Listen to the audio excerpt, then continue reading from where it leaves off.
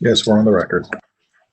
All right, it is 5 minutes after 7 p.m. on Monday, February 8th. I'm calling the meeting to order.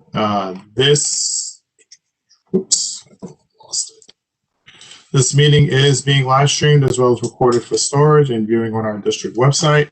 The public can participate during the hearing of individuals and delegates by submitting a written statement using the BOE questions form on the website, or by using the chat feature of the WebEx, or by signing up for a live audio public speaks, which is available on the website as well. Adequate written notice of this meeting of the South Orange Maplewood Board of Education has been sent to both townships and village clerks, the Star Ledger, the News Record, tapintosoma.net, and the villagestream.com. All notices are also posted on the district website. Please rise for the Pledge of Allegiance.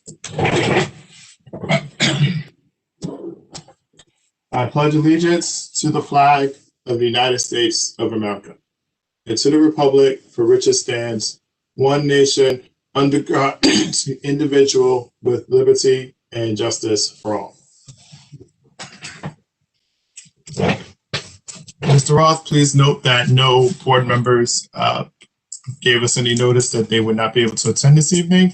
With that, please call the roll. Okay, noted. Board member Susan Bergen. I see you there. Okay. Board member Shannon Cuddle. Right here. Board member Thayer Joshua. Here. Board member Anne Marie Manny. I see you. Okay. Board member Alyssa Malaspina. Okay, here. Board member Erin Siders. Here. Here. I'm just noting that board member Shannon Cuddle just connected, so I'm marking board member Shannon Cuddle present. Board member Courtney Winkfield. Here. Okay. Board member Johanna Wright is out. Board member Kamal Zubieta is here. And I see student representative Lily Foreman just connected. So we have 8 voting members and 1 student representative present.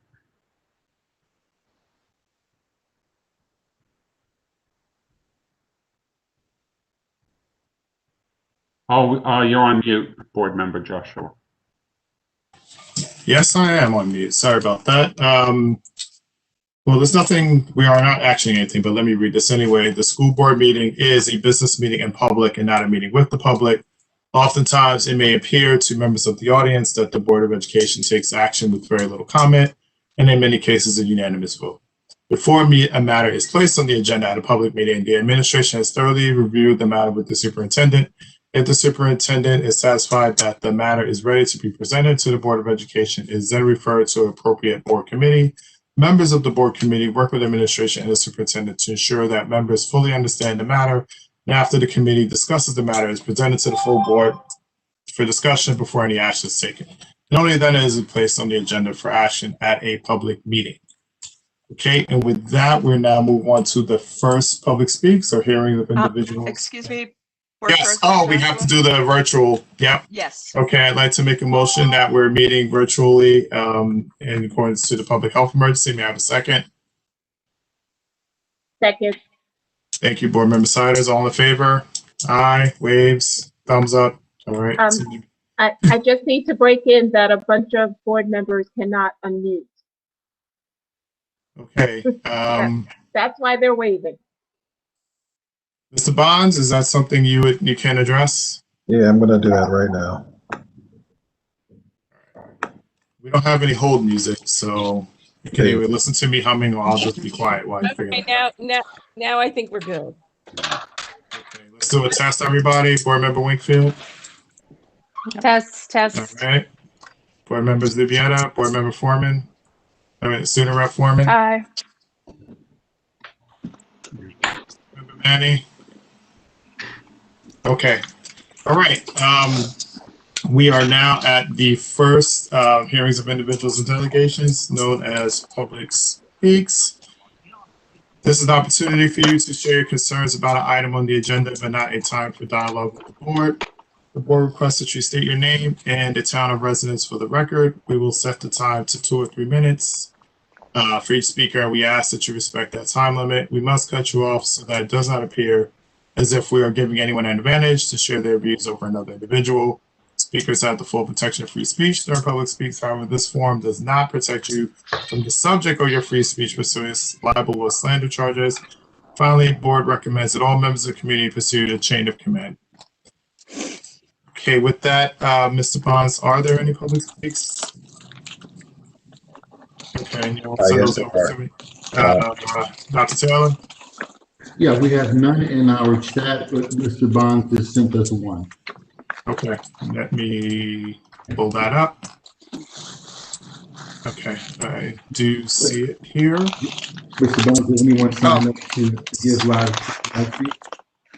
So we're going to do the written ones first, and then we'll open up to audio.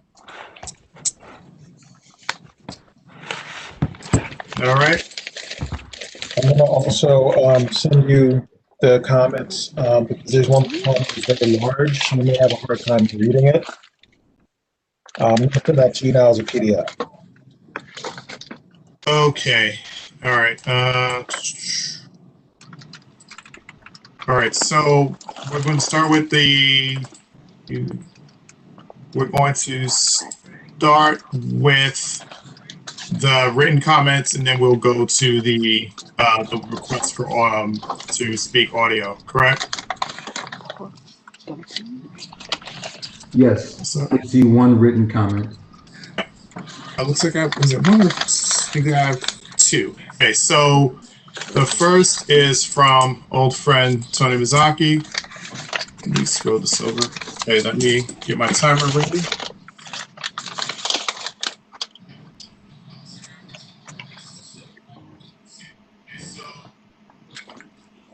Okay. First off, a huge thanks to Paul Roth for his many years of service to the district. Paul is the embodiment of honesty and integrity and one of the hardest workers I know. We are a better district because of your service, Paul. I've written to the Board of Ed and admin about this issue of arts instruction in the district during and after COVID. As you are aware, the arts have been marginalized more than almost any other subject during remote learning here. This isn't dissimilar to national trends, but it is quite pronounced here in SOMSD, specifically because of our actions and planning. What I am most concerned about is the district instrumental and vocal music program. In a normal year, between 80 and 90% of district fifth graders start a musical instrument and engage in choir. That's approximately 450 students. A traditional yet unfortunate attrition rate between fifth and sixth grade is 50%. Another benchmark is that 50% drop instrumental choral music between 8th and 9th grades. If you follow the data, that means 450 students begin instrument education in 5th grade, 225 continue in 6th grade, 112 are left in 9th grade that comprise band and orchestra. Choir has similar numbers. Of course, our state, and I am positive here in SOMSD, we have seen the numbers drop violently this year in systems that are all remote. Numbers that have been cut in half with beginners. Okay, therefore, 225 students have begun instrument instruction in 5th grade with inferior instruction due to remote. 112 may continue in 6th grade if we are lucky. Most will quit since they have not performed or practiced together. 56 may be left in 9th grade that comprise band and orchestra if we are lucky. That is not enough to continue a healthy program. That will be the end of our music program as we know it. It's a 5th grade issue now, a middle school issue next year, and it will be a CHS issue in 3 years.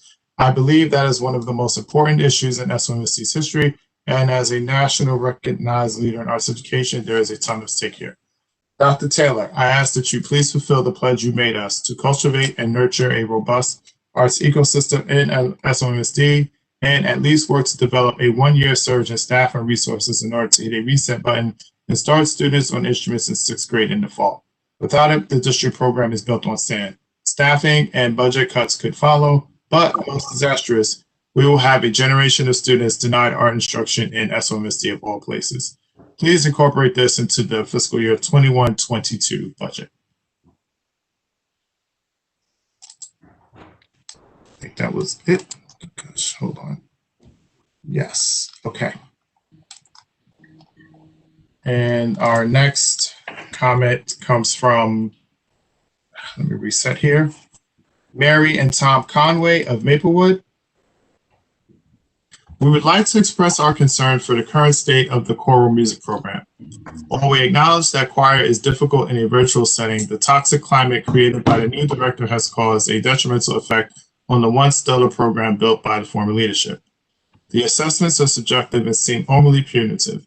The teacher expects a foundation of music theory skills not previously taught in this district, thus causing students' grades and overall GPAs to suffer through no fault of their own. In other words, this teacher has failed to meet the students where they are in their music education. In our personal experience, the teacher has failed to comply with IEP accommodations for one of our students and has punitively graded our second student based on God-given musical ability rather than effort and participation. Our efforts to communicate with this teacher to resolve issues have been met with a defensive and uncooperative attitude. The choral music program at CHS has always been magnificent. Singing should bring joy. And with the mental health of our student population at a tipping point during the COVID crisis, music should not be the most stressful subject. Music should be and could be a valuable tool for bringing students together and creating happiness during these trying times. So many students seem to be dropping out of the program. It begs to question if there will be a choral program next year. Furthermore, after our personal experiences this year, we feel the need to submit this comment for fear it's on part of the teacher in question. Board President Joshua, if I can just take an opportunity to remind individuals who submit information for public comment that the board cannot and will not discuss any personnel matters. And it's important for individuals to understand that an individual about whom they're speaking has their own potential right of action with regard to any slanderous or libelous material. Duly noted. Thank you, Ms. Butler. Thank you.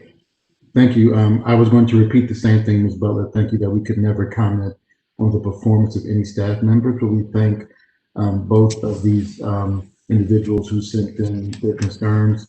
To former board member Mizaki, it's great to hear from you, and I did receive this email, and I hope that you know that we are, of course, committed to the arts and the legacy of our district. As you probably can anticipate right now, Paul and I and the FFT committee and others are elbow deep into our budget, and we're thinking about lots of important things, including closing the achievement gap and supporting kids who may have experienced slippage during this really unprecedented times. And so this is definitely on our radar as well. Thank you for your advocacy. Mr. President, I think I saw 2 folks who signed up for live public comment as well. I see that as well. I just wanted to ask Mr. Roth to note that board member Wright has arrived, so we can just get that noted for the record. Thank you.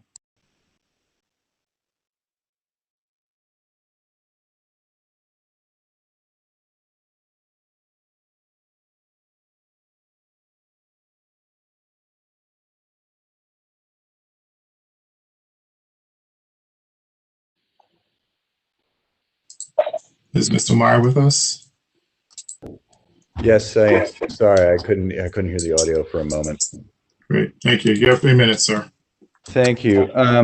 I wanted to acknowledge a very grave crisis of confidence in the district based on some of the things we heard in the published SOMEA letter, pointing to some incidents that we feel need to be addressed by the district and our board in some way.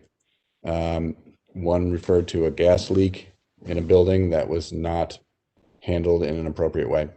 Another referred to incidents that might require some sort of quarantine, but were not, and that protocols were not followed. we understand that we've heard only one side of this story, but I'm here today to say we need to hear the other side. Absolutely. Okay. This is not something that can go past by without comment. And excuse me if it has been commented on, I just have not seen it. This is important to us and to many parents we've spoken to.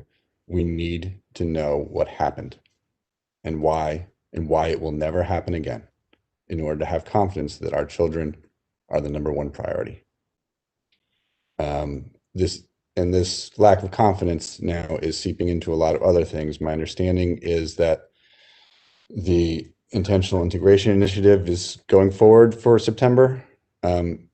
Seeing what we've seen with the return to school in phase 3 with the hybrid program, the complete disarray, the total lack of expectation that school will actually be there the next day, giving excuses that there's a snow day when not the big snow, but the previous snow when you were clearly negotiating with SOMEA and you had no school for 2 inches of snow.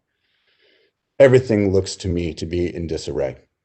I have no idea what to expect in September when our child will be part of a generational change in the way the school is run, the way the school district is run.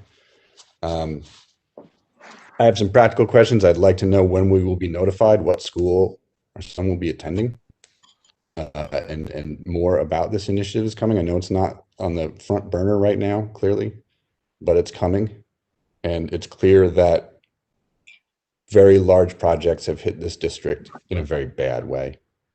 That getting this schooling together for this year, while an enormous task, is not gone well. And that there are more things coming that we anticipate will not go well. And so we need to hear from you in a way that instills confidence that every parent should have in the district. Thank you.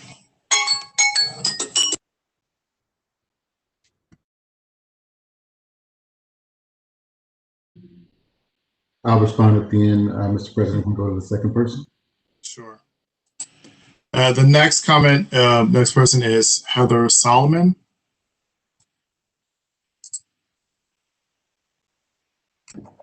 I don't see that community member on the panelist list, on the participant list. Okay, thank you. Dr. Taylor? Thank you. We did respond directly to the communities impacted, and I believe that our local publications also carried and publicized our responses to the direct accusations that were a part of the letter that came from SOMEA. In short, there was no gas leak at the school in question, and we responded directly to the community and to the parents of that school, and we gave a very detailed account that I won't be able to repeat here. I mean, this, and it's if you would like, I'm trying to find the gentleman's name here. Give me 1 second. Meyer, Mr. Meyer. If you would like to send me a direct email, I can forward you the letter that we sent to that Clinton community. Also, we truly understand the challenges presented by our current circumstances. I think if you look at many of our districts, both in our immediate vicinity as well as those in other parts of the state, they've had similar challenges, and ours are exacerbated, of course, because of our facilities challenges. We've shown that we really, of course, do want to give our families the opportunity to have school in person if they are so inclined to do so. And we are working with SOMEA. I can't really speak about collective bargaining, of course, but we're very sensitive to this matter and putting all of our efforts behind it. We'll be giving an intentional integration update briefly this evening as part of our goal check-in. And we are still moving forward with that initiative as well as our construction initiative, which have, of course, been impacted by COVID-19, especially the state review based on our construction. That's probably all that I could give comment on, but if you stay with us this evening and watch, we have a lot of updates on the goals that have been put forward. And as you stated, these are huge goals, huge generational goals that happen to fall in the middle of the pandemic, right? And so we're managing both, and our team is doing all that we can together to put forth what is needed to give our parents options, but also not take our eye off the ball. That is next year. It's still coming, and we're still preparing for that right now. You'll see some of that information in what is shared tonight. That concludes my comments, Mr. President. Thank you. Now we'll move on to the next part of the agenda. We are pleasure being joined by our NJSBA rep. Charlene Peterson is here to walk the board through the superintendent evaluation process. And then after that, we will take questions if necessary, and then we'll move on to the progress on district goals. So Ms. Peterson, take it away. Thank you. Thank you. It is my pleasure to be here tonight to work with the board, and I really do appreciate you all coming together again to have this shared learning experience. I do have a PowerPoint that will kind of help guide us through the process. So I'm not sure, am I sharing it or is the district sharing it? I am? Yep, I just gave you the Okay, let's see where I have it here then. Here it is.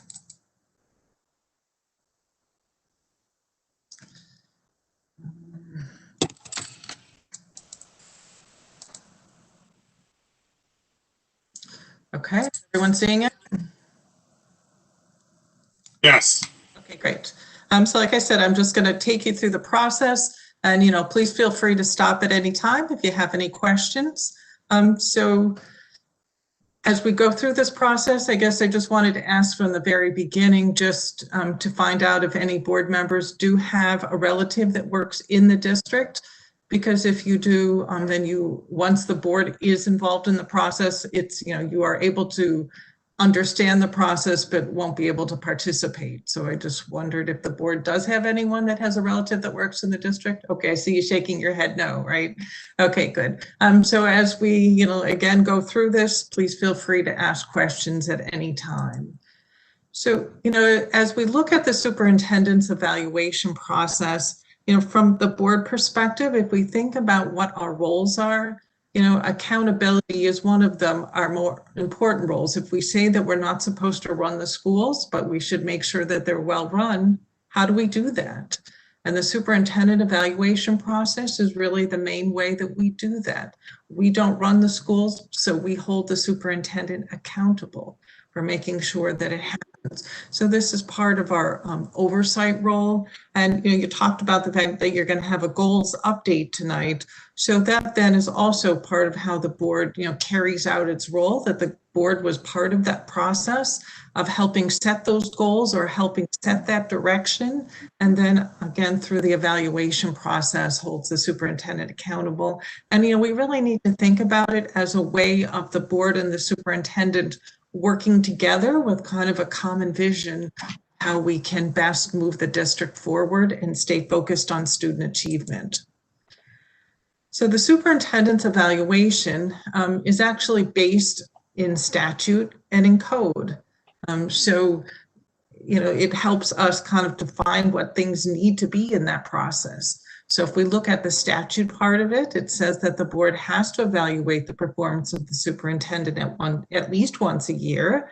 It has to be in writing, that you'll meet to discuss the findings, and then it needs to be based on the goals and objectives of the district. So that's why we have that goal setting and why you'll be having that conversation tonight. And then other responsibility of the superintendent, and then criteria prescribed by the State Board of Education. So when we get to the other part of this evaluation, we'll see, when we get to the standards piece, we'll see how that criteria comes into play. And then from the code part of it, so they take that once a year and give us a date and say, okay, we need to be done by July 1st. And when we say July 1st, needing to be done, we mean with the entire process. So, not just the kind of the written part of it, but the board, is required to sit down with the superintendent. So basically saying that the whole process needs to be done by then. Now, last year was the first time that we were given an extension because of, the situation with COVID. The state didn't tell us about that extension until sometime in mid-June. So for many boards, they were done already, but others were still scrambling. So I really, don't know or have not heard anything for this year. So we are planning on, July 1st being the deadline until we're told otherwise. So as we look at that evaluation, what are some things then the state tells us need to be in it? So as the board, you need to identify areas of strength, areas needing improvement, recommendations for professional growth, and then it also should be based on student progress. How are our students doing? So, we are often asked, New Jersey School Boards has a tool that boards can use. You have to use this tool. And the answer is, what you have to do is have to follow these legal guidelines. So our tool is designed to help you do that. And then, like I said, then the last part of it is that sit down meeting with the superintendent.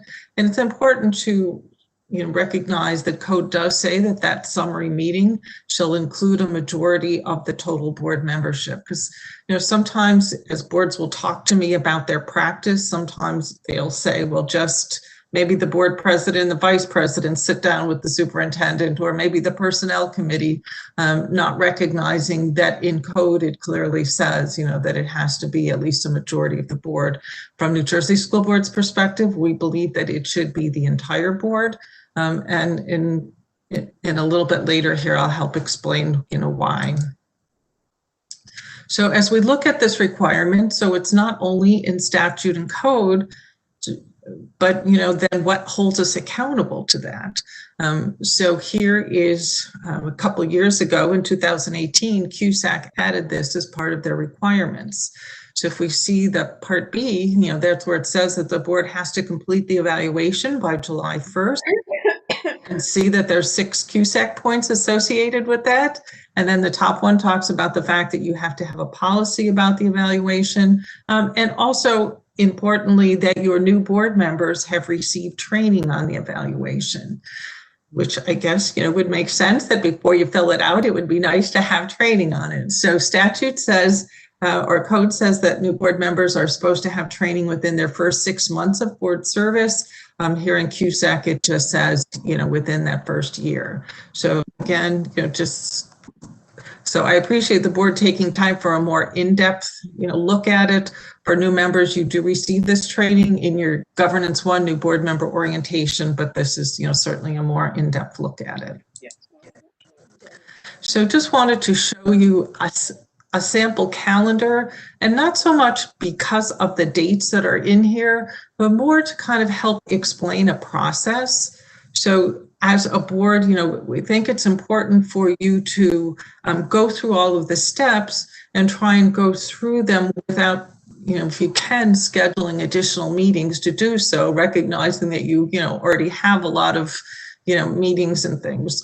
So suggest that you take that July 1st deadline and kind of work your way backwards and say, okay, well, so if we have to be done by July 1st, when is that last meeting in June then that we can sit down with the superintendent and have this conference? And then when should we then look at one of our other meetings and say, when do we have to have the next step done? And so just kind of take this calendar, work your way backwards, and make sure that you leave yourself enough time, recognizing that you can't be efficient and effective at this work, if you're waiting until June to start it. So just want, some boards will really look at this from the very beginning of your new board year and plan when each one of these steps are going to take place. And I know that your board has been very good about that. So again, just wanted to emphasize the value in doing that. So when we talk about the superintendent evaluation, just really wanted to emphasize the point that it's not just a one-time event. that it is actually an entire process that lasts a year. You know, the new school year, the new board year starts on July 1st. So that's when you're holding the superintendent accountable for performance from July 1st through June 30th. So as we look at performance, we have to look at it from that perspective, which sometimes makes it a challenge for new board members, recognizing that you're coming on in January and have to hold the superintendent accountable for performance that may have happened when you weren't even there. And, you know, you also are not able to take part in the setting of the goals. So that's kind of, you know, as the state changed our election date, that kind of put that, you know, piece of it a little bit out of balance. So it's great that like you're having a conversation tonight with the full board so that everyone does understand what those goals are and understand what kind of progress is being made. So, you know, and then, like I said, that is how the board's role then gets involved in this process from the very beginning of help setting that help setting that big direction that the district needs to go in for the year. You know, and the board is responsible for making sure that you get these progress updates. So it, you know, again, having it tonight, you know, we suggest that you have them at least a few times a year, so that right now is a perfect time for that. Then I'm going to go through each one of the other steps and how it works. Again, just wanted to make the point here that it is a process, and it's a process that lasts, you know, throughout the year. So when we put this, you know, this tool that we're using now in New Jersey School Boards has only been in use for about 2 or 3 years now. You know, we updated it based on some meetings or working together with NJSB.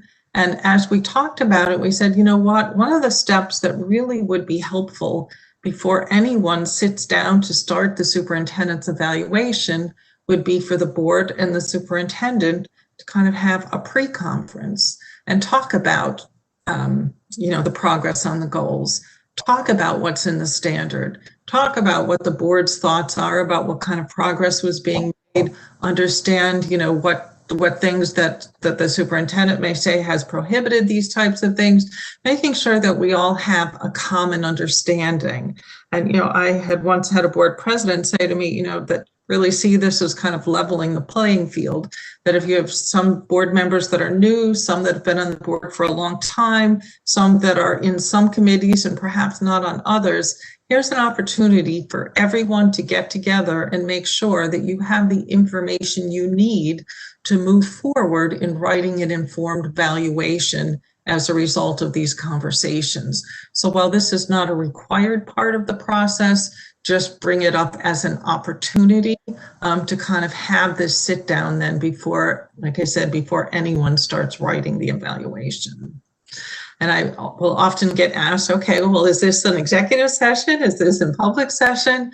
So it kind of goes to kind of what you're doing tonight a little bit. So in the public session would be a great place to have progress updates, but on the goals. But once the conversation turns evaluative, then that's what it needs to be in executive session. So while you're getting the progress updates, you know, if you then sat down with the superintendent to say, this is great, like you did more than I ever thought we could have done, or I was expecting to see this, you know, how, you know, what are we doing in this area? So that would be more, you know, evaluative. So just wanted to kind of clarify that just a progress update would be fine to have in the public, because it certainly is important for the staff and the public to understand the progress we're making as well on our goals. And then any evaluative part of the conversation would be in private session.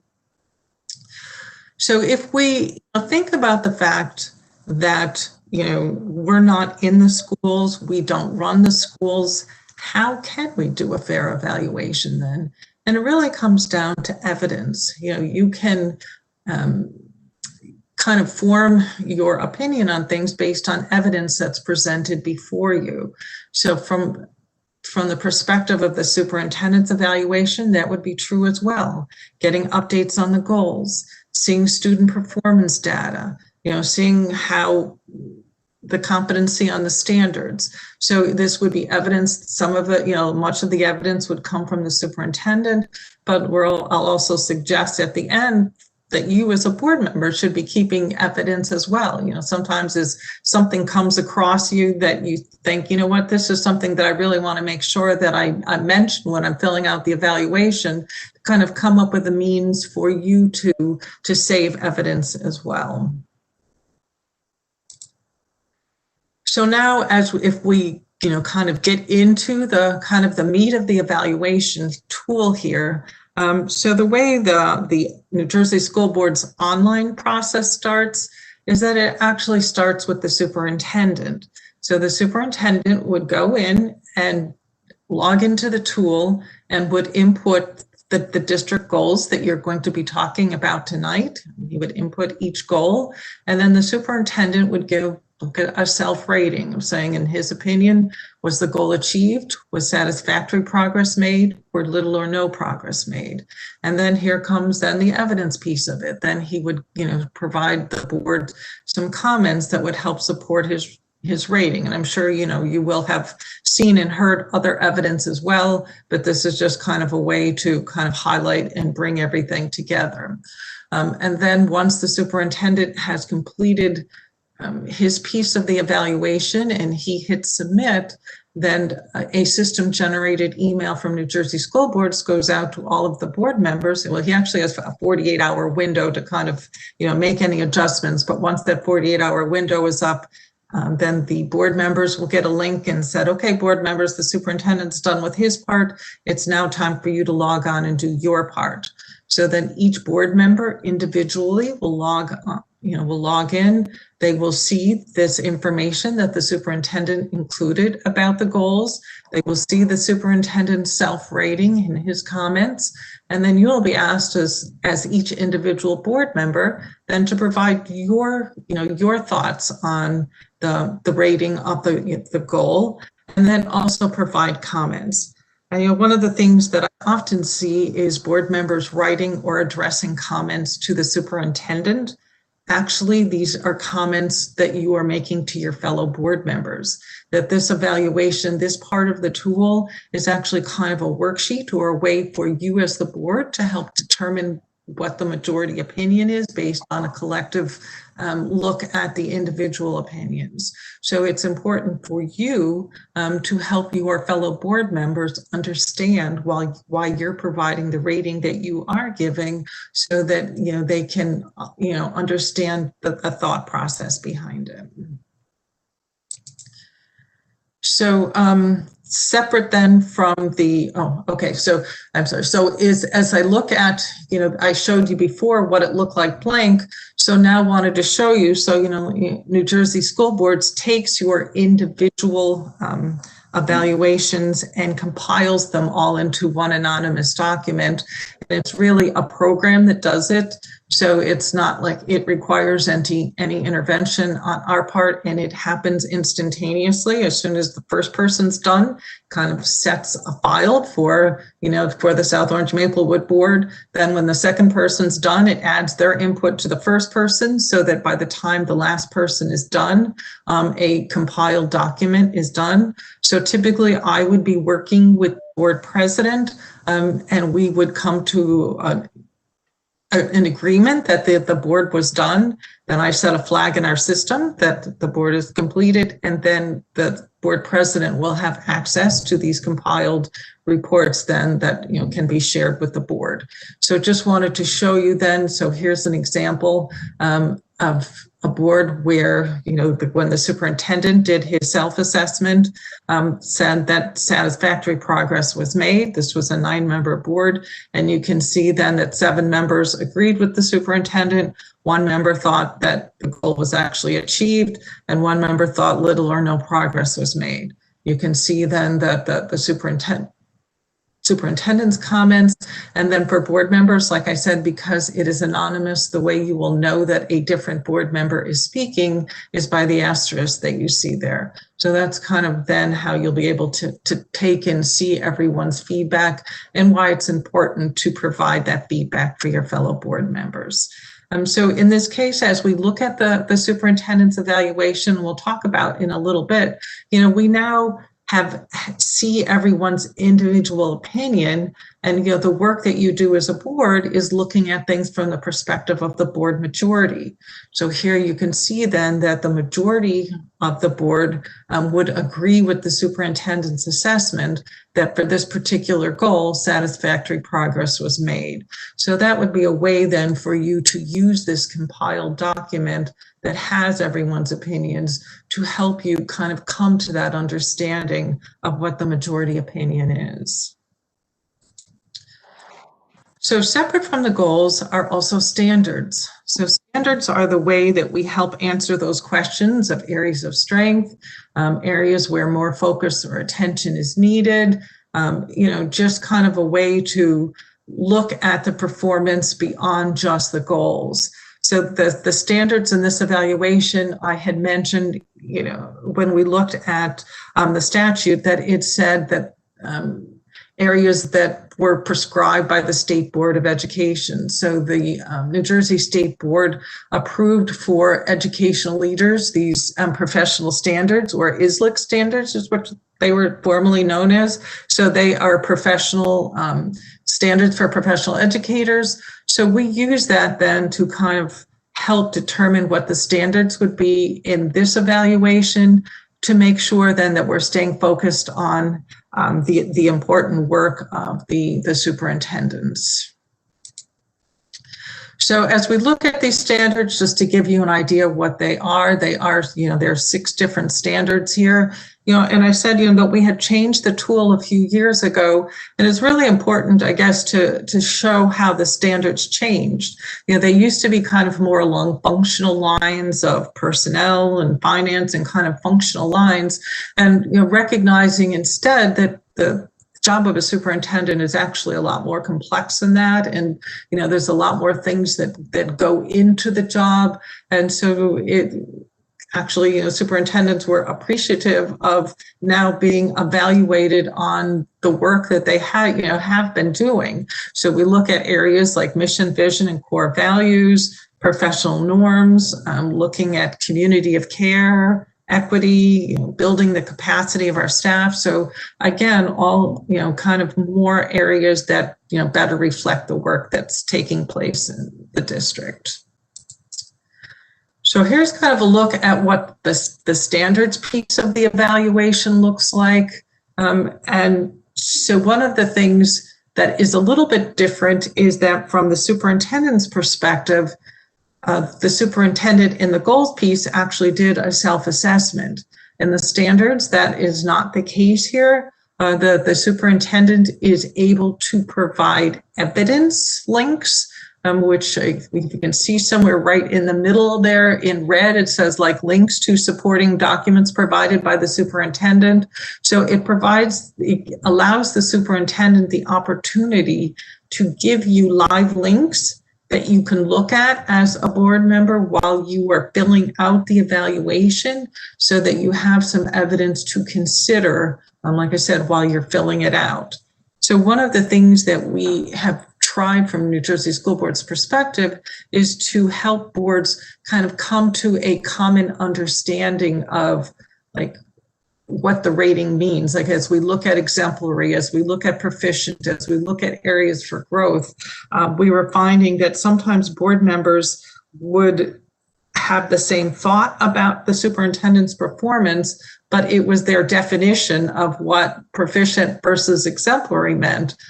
So we have kind of modified the tool to give specific kind of definitions of the rating scale for each standard. We want to continue to help you as a board, come to a common understanding and make sure that you are providing, the best evaluation you can for your superintendent. Like I said, and we also wanted to point out the importance of the rating not observed.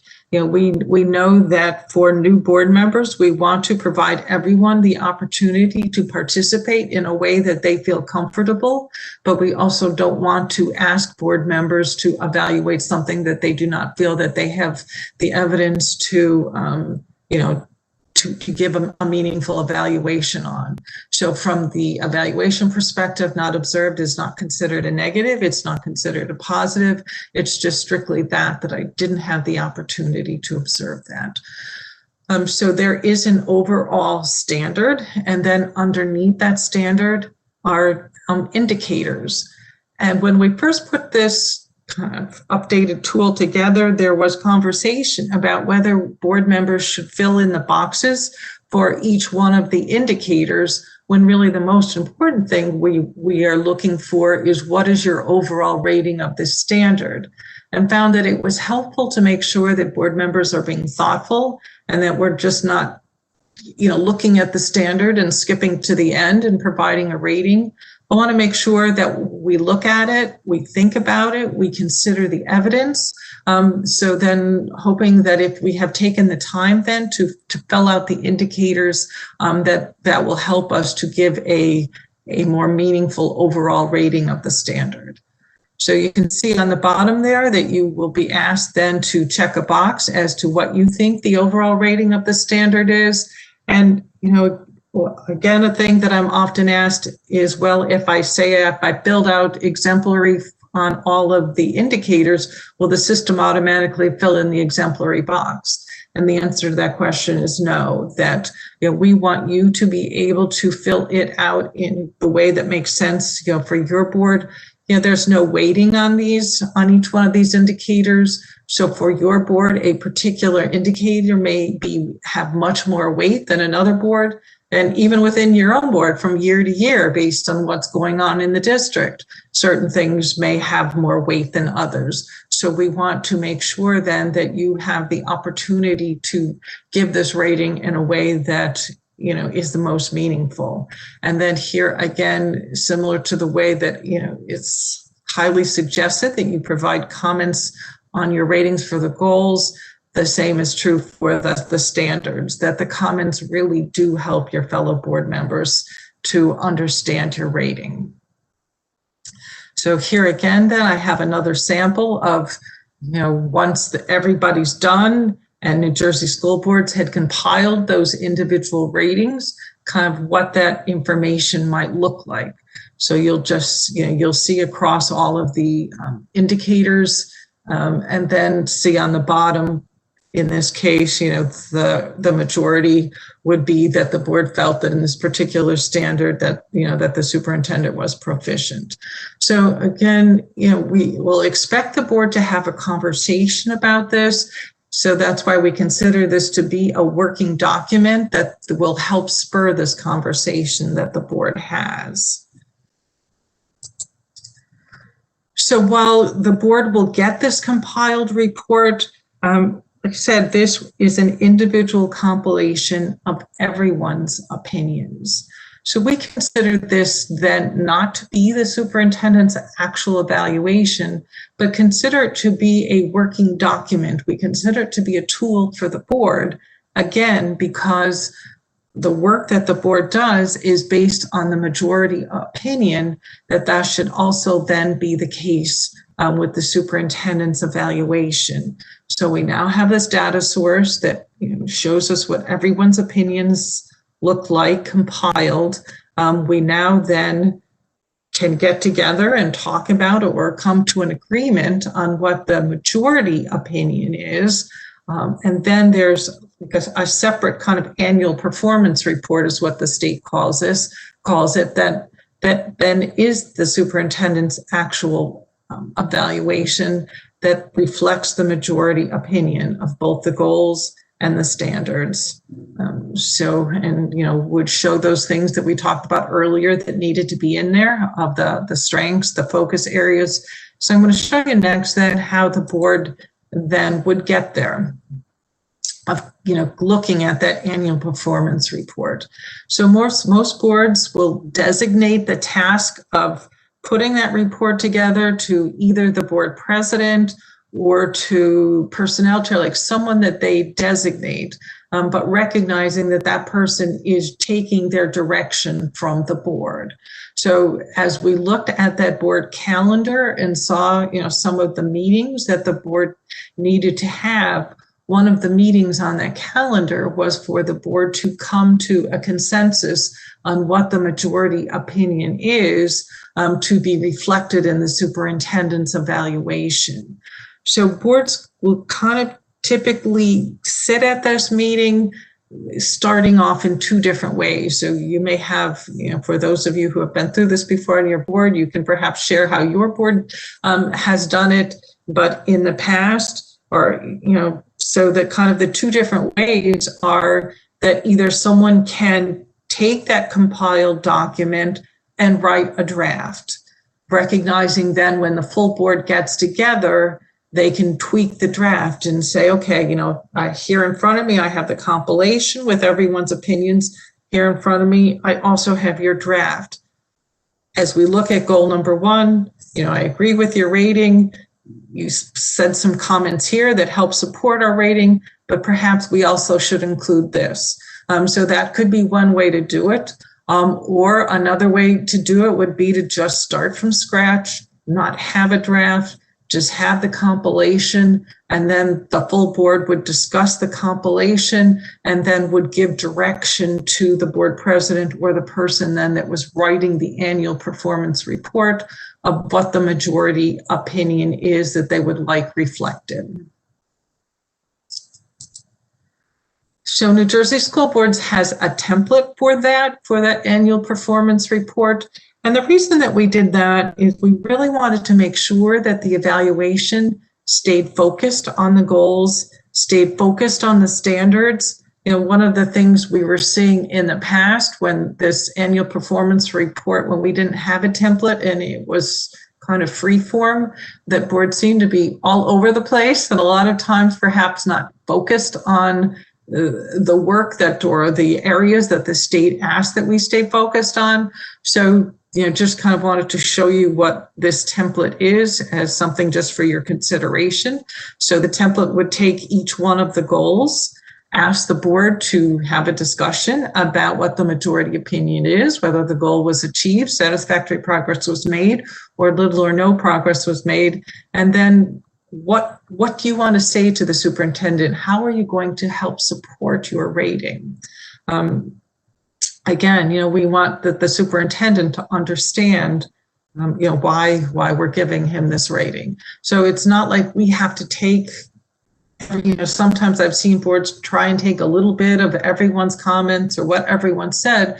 It's really what is that majority opinion, and then what is the best way then that we can support that majority opinion to explain to the superintendent, what the board is thinking. So you would do that for each one of the goals and then do the same then for each one of the standards. Take each standard and then give an overall rating for the standard. And then again, provide those remarks from the board that would help support that rating. So you'd go through that for each one of the 6 standards.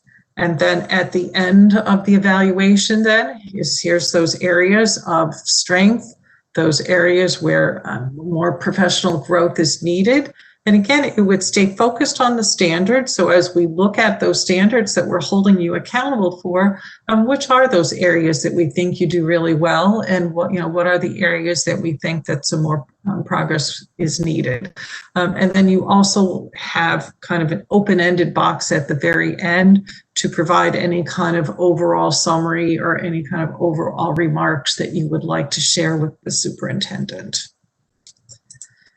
And then the last piece of it is that summary sit-down conference. And here, like I said, that New Jersey School Boards recommends that the full board be part of this. And the reason is one of the rights that because this the evaluation now that the superintendent is seeing reflects the majority opinion, we don't want the voice of the minority to be lost. So like, let's say the majority opinion was that goal number 1 was achieved, and I as a board member only think satisfactory progress was made. While in the superintendent's evaluation, the official evaluation he will receive will say that, that the goal was achieved.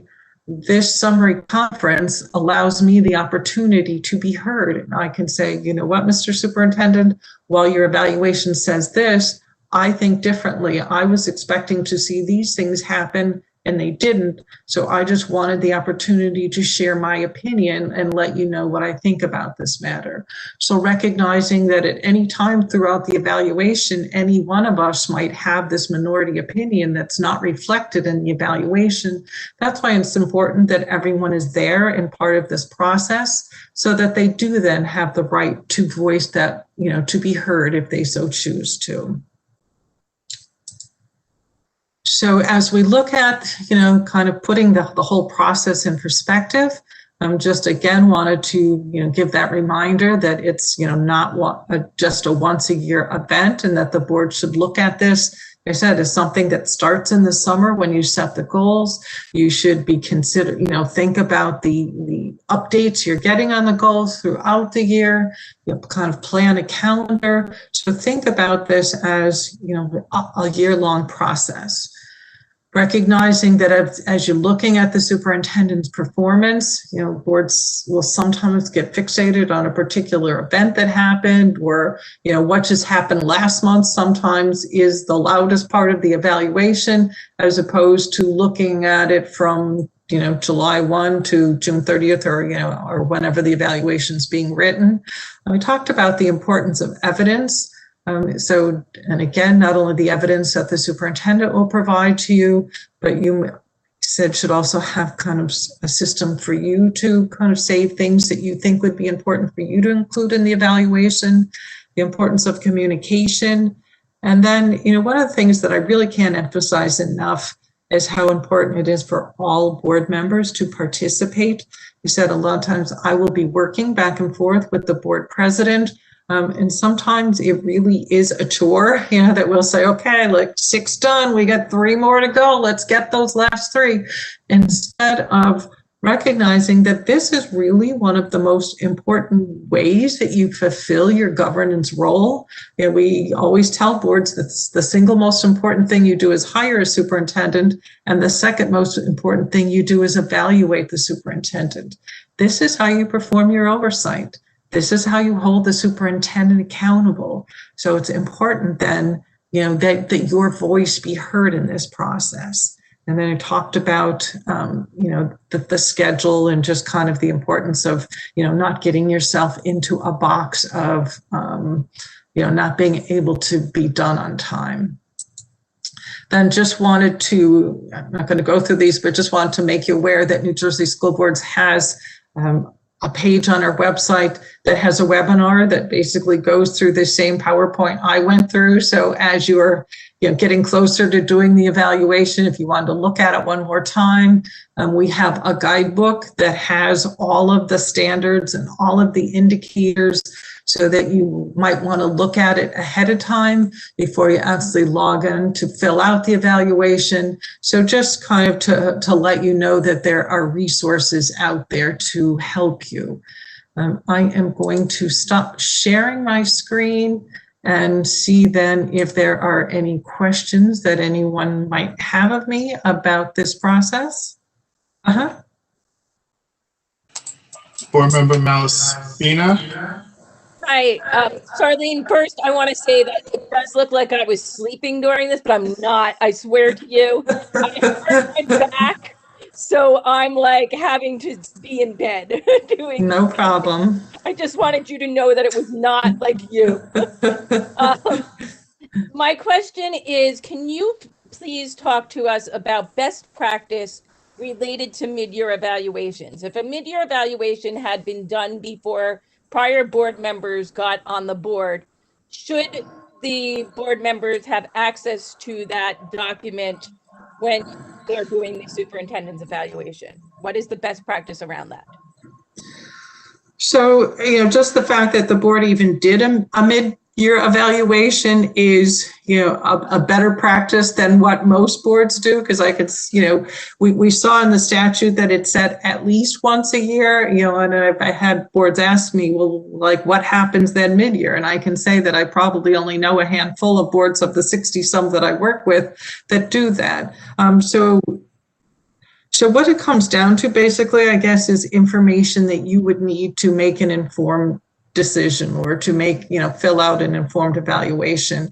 So without understanding what was done, without understanding what was presented, it's hard for me to be able to address that. And so, I mean, you are responsible, like I said, if you're going to complete an evaluation, do you have the information you need? Do you have the evidence you need?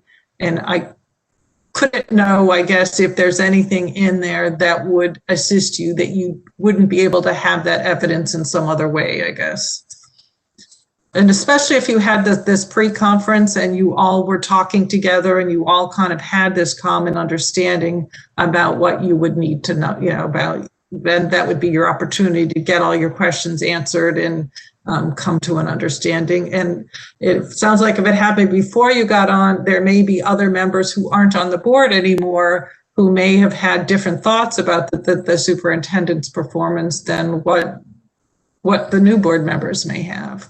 So, but if there was an evaluative portion of it, like action plans or stuff that needed to occur, and we are going to be doing a final evaluation, would you believe that it would be helpful to have that information for all the board members to have? Because if there were specific set goals, I'm talking now as like an educator, if I know that there's, as a supervisor, or used to be a supervisor, if I knew that there were specific goals that were given to a person to achieve, how do you believe that we should have access to them so that we can understand it? So, I mean, those goals are kind of the goals of the discussion you would have tonight. And, it's really hard for me to answer something specific about something that, I mean, in this case, to me, this would be a question for your board attorney about what was discussed, about what you have access to. Like, that's an individual district decision that I can talk about process. I can talk about, the evaluation process. Like I said, it is a good practice or a best practice to have a midterm evaluation. But in terms of your access to the content of it without understanding what it looked like, what took place, it's hard for me to really give you a definitive answer. So, I mean, I appreciate the question. Like I said, I appreciate the fact that the board, takes this role very seriously. And, since this is a very district specific thing, I think, you would be best served asking your board attorney. So. I thank you for that. Thank you. Any other, I don't see hands, so now I'm just looking at faces and screens. Anybody else have a question for Ms. Peterson? Member Manning. Thank you, Ms. Peterson, for coming back and sharing this presentation with us. My pleasure.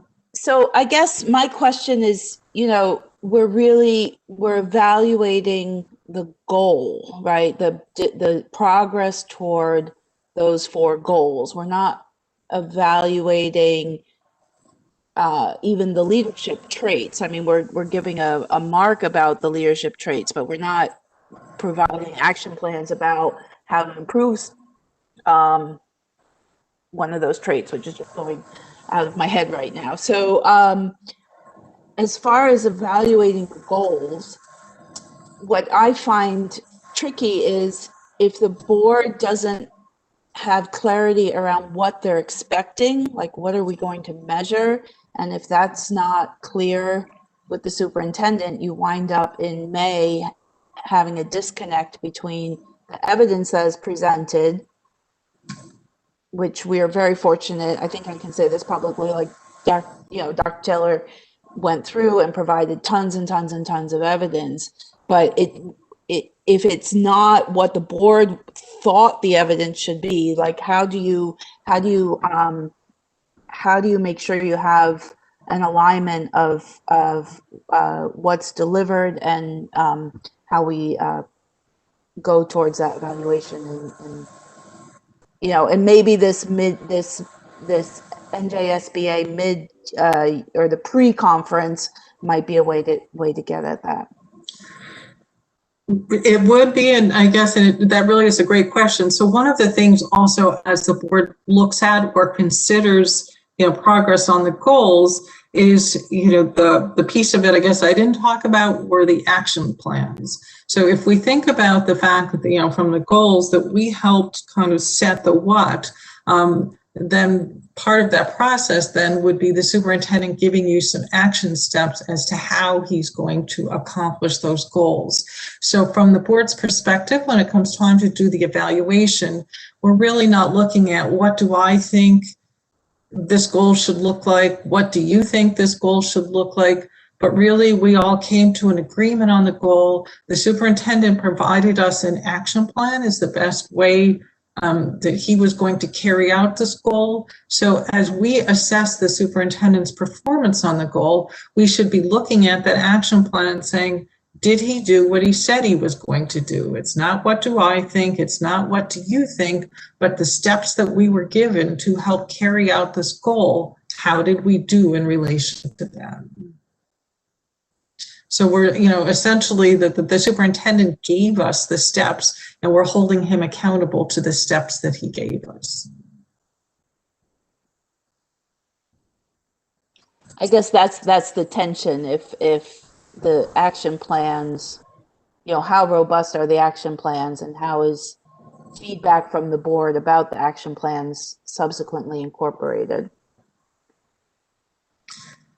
So I mean, the board's kind of perspective is, you know, making sure that we set that goal with the end result in mind, and then recognizing then that that the superintendent is the educational expert to provide the best way to get to that end result. So we're not our role is kind of the ends and not the means. So we need to, you know, hold the superintendent accountable for what that end result is that we were, you know, that we all agreed upon.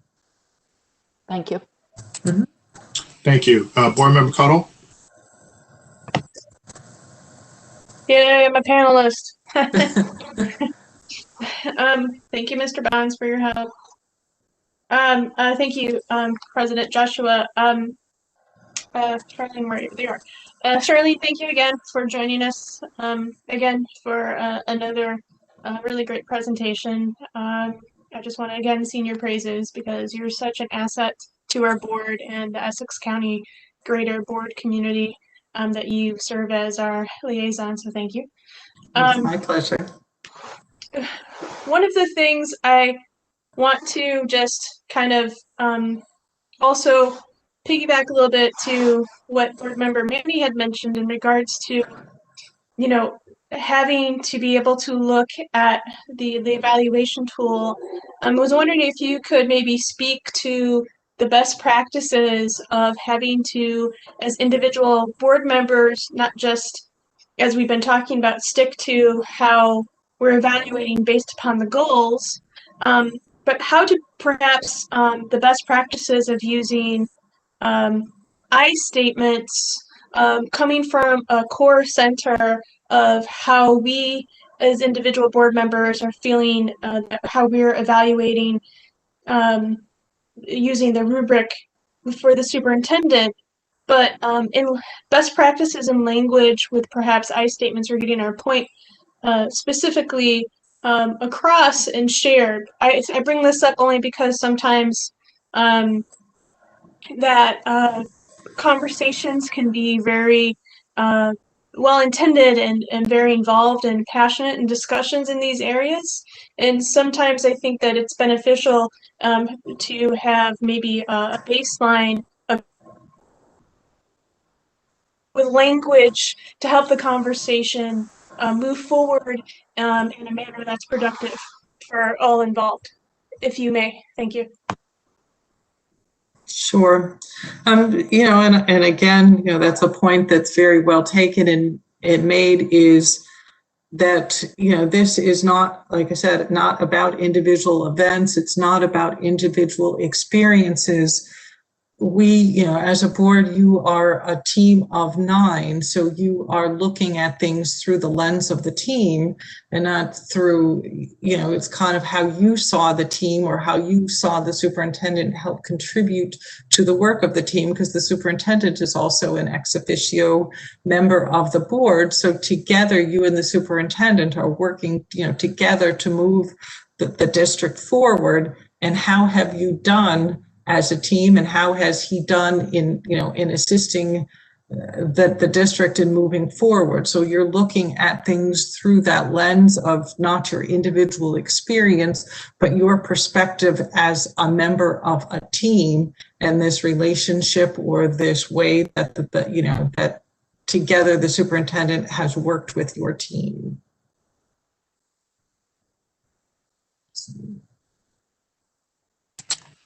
All right, thank you, Board Member Cuttle. Anyone else have a question for Ms. Peterson before we let her enjoy the rest of her Monday evening? Board Member Wright.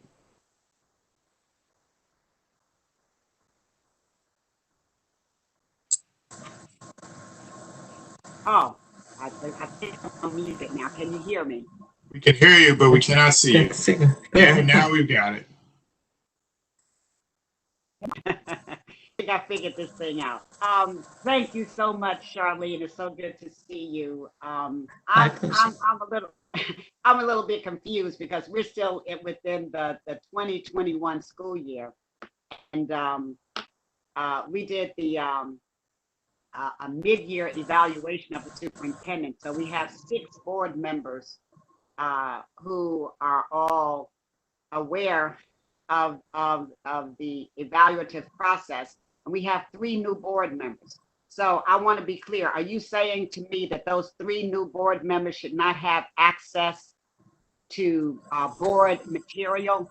I thought board members were able to see anything they wanted to see that dealt with the board and the board business. Can you be clear on that for me, please?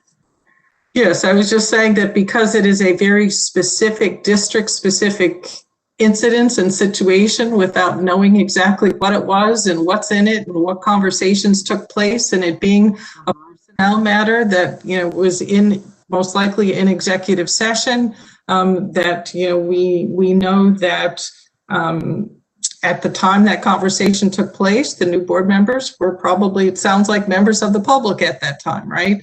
So then once we get on the board, we have access to information, or we are able to have access typically to information that allows us to make an informed decision. So without understanding what that information was, that's why I said that it is better that the answer to that question comes from the board attorney, who was able to help guide, or understand what was discussed in executive session. And, it's something I'm not privy to, and am not supposed to be privy to. So I can't really speak specifically to something that I don't really know the context of the conversation and the document. So, well, I don't think the board attorney was privy to our meeting.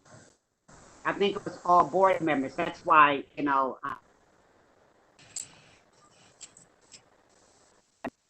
I don't think that our board attorney was a part of our talking and deliberation regarding the process. No, I just meant more in terms of an individual board, what what documents that belong to the board or that belong to your personnel, one of your personnel, what can be seen and what can be shared and what can't be shared. I'm saying it's better that decision comes from an internal place rather than me externally not fully understanding what's contained in it. So you're saying then that board members don't have rights to board information regarding the evaluation of the superintendent? Ms. Wright, if I may, and Ms. Peterson, if I may, I think I know what this is about, so let's just cut to the chase. I have been asked by new board members for the materials for the mid-year evaluation that was done under the old board. Now, if my understanding is that there is no requirement to give this information, there's also no reason not to. The way I view this is that I don't want new board members to be prejudiced one way or another by decisions that were made by board members that are no longer here. So I've decided that they will get the district goals, which we're going to review tonight. The action plans have been given to the new board members. The merit goals have been given to the new board members. Dr. Taylor will be providing the evidence of such at the requisite time. And then once the evaluation process has been completed through what you just showed us tonight, I will then give the new board members what the mid-year review was, because my view is that I do not want them to be prejudiced one way or another by information and by views of board members who are no longer here. And I'll leave it as that. So I it will was say your that decision alone without discussing it with the rest of the board members. This was your decision alone, Mr. President. Yes, it was, board member Wright. Without this, did you discuss this with your executive board or the rest Did of the I board? actually? I did discuss it with the executive board, but it was my decision. And again, I'm not saying you will not get the information. I will give you the information. I'm good I would with say that. no. I'm good with that as long as everybody has the right, a constitutional right to information is important. So Well- you want to hold it out and have people form their own opinion before they see. Yes, that is what an evaluation is. I'm sorry if I cut you off, but yes, an evaluation is supposed to be based on your view of what you saw as you were a board member. That's what I did last year. That's what everyone else did last year. That was in the year before that. That's what will be done next year. Thank you, Ms. Wright. Board Member Manning, please. So one question, just going back, there's also the idea that the board ceases to exist in the end of December and the new board forms. So I just want that to be clear, that the old board's review doesn't mean anything now because it's the new board that now directs the work. So I'm not 100% sure that prior documents need to be shared. I would like to publicly state that I believe they should be, and that we. Yeah, Board Member Mousefina, please. I'm just going to recognize you formally. Sorry about that, because I can't see you. So sorry. Board Member Mousefina. And I believe Ms. Butler is going to speak next. I saw her getting ready to say something. So you'll be next, Ms. Butler. Sorry, Ms. Mousefina. Board Member Mousefina. Thank you. I would like to formally state that I believe that if it was important enough to be written down and evaluated on, then it is important enough that we as board members see it. As an administrator previously, I always had knowledge based. It would not cloud my judgment, but it is good to have as much evidence and knowledge as possible, as Charlene stated multiple times in this presentation. And by you not giving that document to us, you are making it so that you are making it unequal. The knowledge base is unequal. And it is not fair that, 6 members have the document and that 3 new members do not. I do not believe that is the proper way to handle this situation. And it can all be changed by just allowing us access to a document that other board members have already seen and been a part of. That is my view on this. You are making your own decision, but I do not agree with it. Thank you, Board Member Mousefina. Ms. Butler, please. May I recommend that this issue be addressed? I can certainly prepare something for the board. I don't think it's appropriate to be focusing on this tonight when we are, lucky enough to have Ms. Peterson here. She has made her position and the position of school boards known. And if there is more that the board wants beyond that, that can certainly be addressed, but it's not something that needs to be addressed right now. Thank you, Ms. Butler. So let's add this to our, we'll continue this discussion in executive session. Any other last questions pertinent to this evening's presentation for Ms. Peterson? Okay, with that, have a wonderful evening, Ms. Peterson. Thank you again so much for the time, and we will talk again very soon, I'm sure. Thank you. Great, thank you. Evening. You too. Good night, everyone. Good night. Thank you.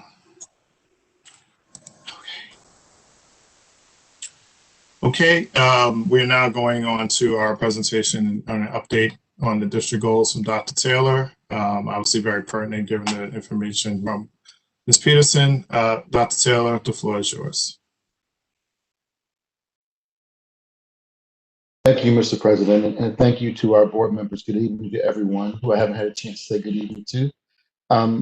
For the new board members, I think it's a good time for me to mention this, that you'll be hearing from our office. I do one-on-ones with all of our board members just to get to know you a little bit better and understand, the drive you had to become a board member. I think that's important for me as we move forward together in this journey. Board members, just to set our standard for tonight. As you saw from a preview of a draft, we have a pretty substantial update for you. And just to ensure that we get through it, is it acceptable to everyone just to have you write down and notate your questions so we can push all the way through? And I'll have everything still noted so we can bounce back and forth. But I know there's some passionate topics and some really deep updates, and I'm really excited to talk about this with you. But I just think that for our process sake, right, that we just allow us to go to the end. And I promise that I'll have everything loaded and locked for us to go back and revisit and talk about and take a deeper dive into. Is that okay with everyone? Sure. Right. Just want to caveat, Dr. Taylor, that as we go through that we then bucket the questions in order of the goals. So we will, and I presume we're just talking the district goals. We can pause there, and then we'll do the merit goals separately. Have that separate discussion. Yes. So the merit goals. And I know there's not much to discuss, right? Yeah. So yeah, we'll talk. Okay, so let's run through the district goals. We can pause there. We'll bucket the questions 1 through 4. You'll basically slide your way back up to where the merit goals are, and then continue discussion from there. Perfect. Thank you. And I know. Thank you. And as our previous presenter shared, some of this stuff, even though, of course, I'm a public employee, some of the deeper personnel back and forth would have to be in executive session. Just again, as a setter for our conversation. I'm going to begin sharing my screen now. Mr. Bonds, am I set? Yep, you're all set. Okay.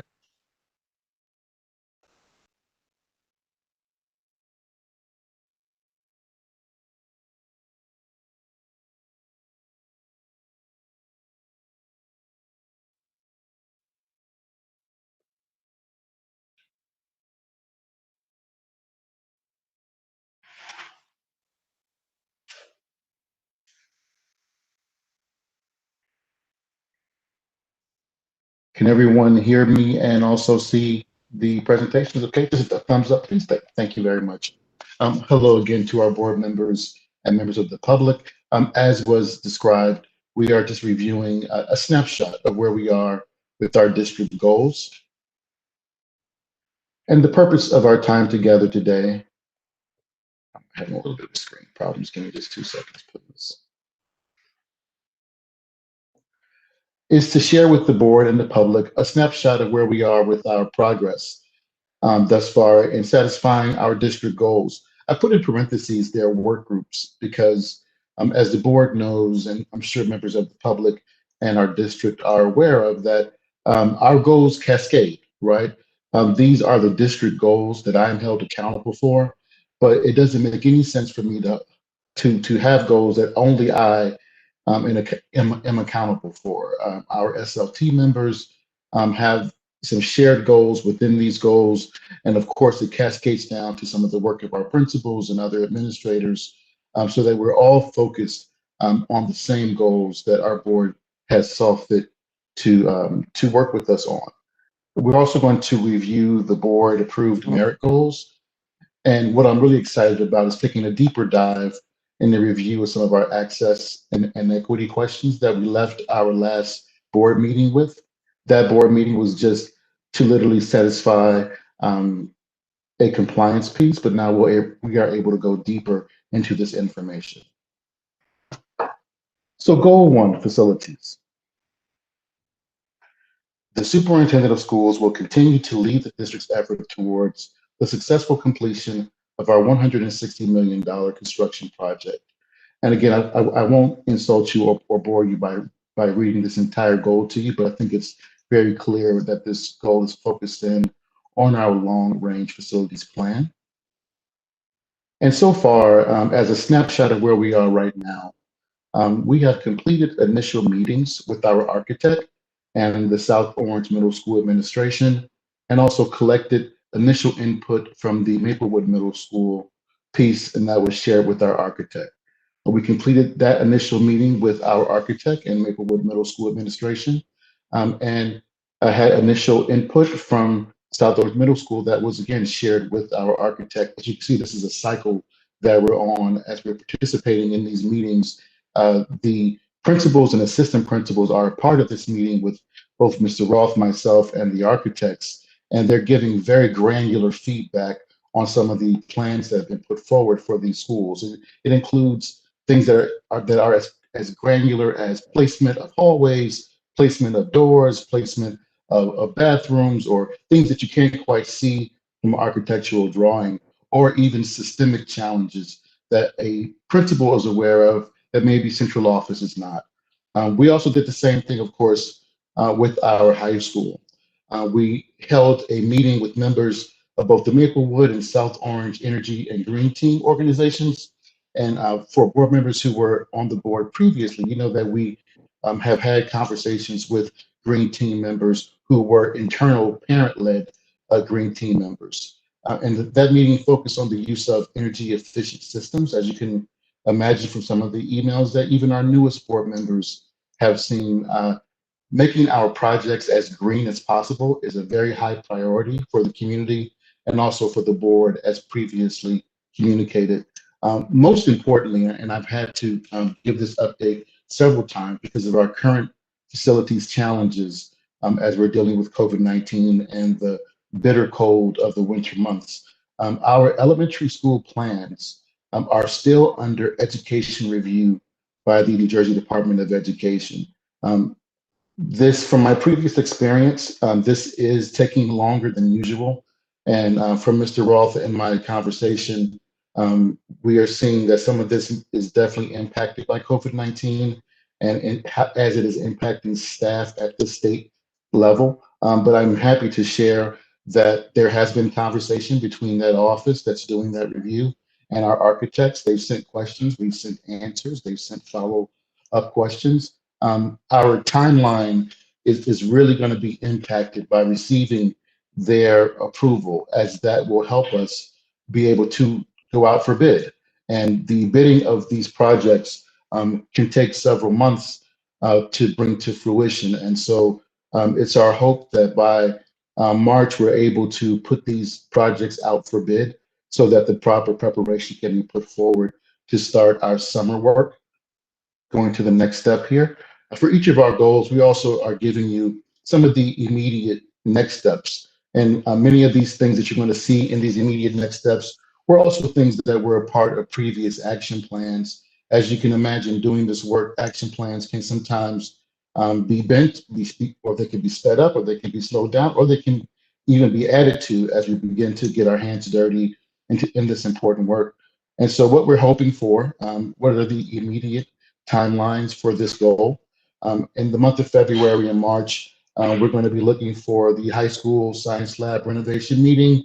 And these are the granular meetings within the high school, right? Because you can imagine that unlike our elementary schools or even the middle schools, the size of the building encompasses individual meetings that we have to discuss some of these very important pieces here, including the library renovation, the pool and locker room renovation. These are all singular meetings that will provide the opportunity for stakeholders to give us really important input on the design aspects of this work. And for those who were not a part of these discussions last year, I can't emphasize how important and impactful these conversations were. These are not just rubber stamping conversations. From the principals to the public meetings, to the meetings with the Board of Education and committee, you are actually seriously impacting the designs of our buildings.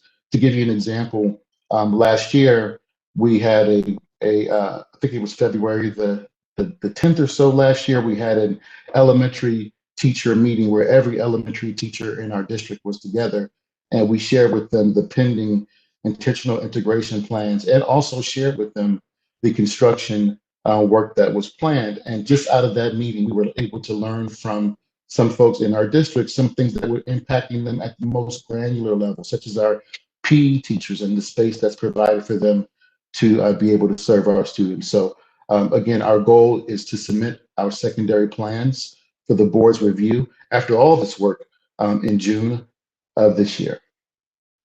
The next goal is our intentional integration. And so again, not to insult you by reading to you, but just to give you the first paragraph here, by June 30th of 2021, the superintendent will have successfully initiated the South Orange Maplewood School District Intentional Integration Initiative, positively impacting the incoming kindergartners who are enrolling in September of 2021 via our Berkeley-esque model. And we call it Berkeley-esque because it's not an exact duplicate of the work that was done in Berkeley, but it's heavily influenced by it.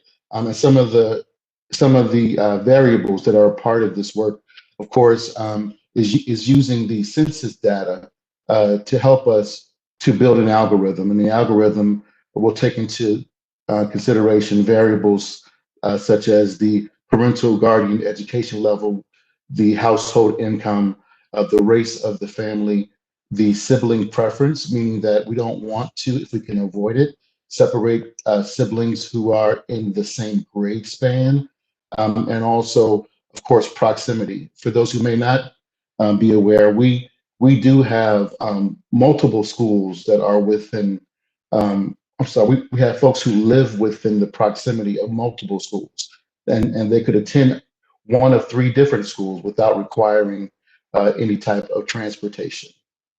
And this goal goes on to give some sub goals here. And we see this very often in the work that we're doing where we build sub goals into goals. As an experienced superintendent, I've had some years where I only had 1 goal, but that 1 goal had 6 sub goals within it because the work is so nuanced. And so the sub goals here is ensuring that no later than June 1, that the applicable placement letters have been issued to our kindergarten families who will be joining us in September, and also that orientations have been scheduled for those families so that they can enter the summer understanding what's happening next for them. And also, as a final step to this work, we're cultivating and bringing closure to our middle school methodology for the elementary feeder patterns that will be utilized in September of next year. And so just for those who may not have been a part of that discussion, you know right now that both of our middle schools receive students based on a feeder pattern. There are a few anomalies there, of course, but we don't want to wait until these kindergartners matriculate all the way through 6th grade to have a more evenly distributed demographic in our middle schools. Again, I won't revisit the entire previous presentation.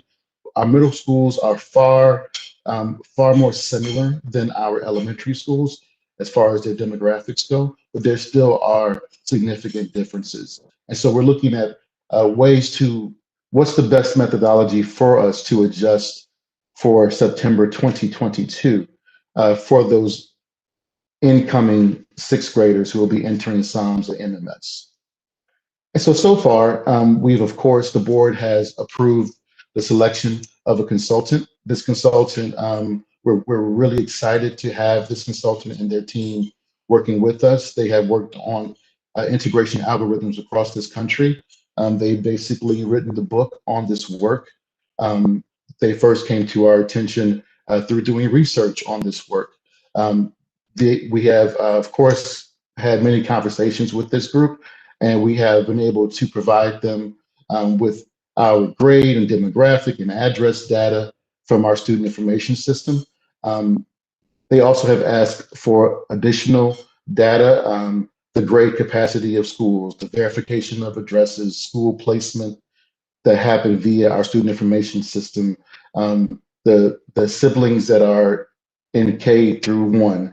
All of these are created, again, for us to create simulations for the board so that we can determine the weight of our variables. And so where are we now? We are in February, and again, we've done all those things that we've spoken about. And we also have, as I said in our opening slide, we have work groups that are a part of each of these goals. And these work groups are not just members of SLT, but they're also members of uh, um, our school-based administrators, as well as other members of central administration who meet on a biweekly basis, where we update and update and update the progress that we're making, or in some cases not making, to identify why those benchmarks have not been hit and what the impediments were. Just by monitoring it that way, we're keeping the conversations going.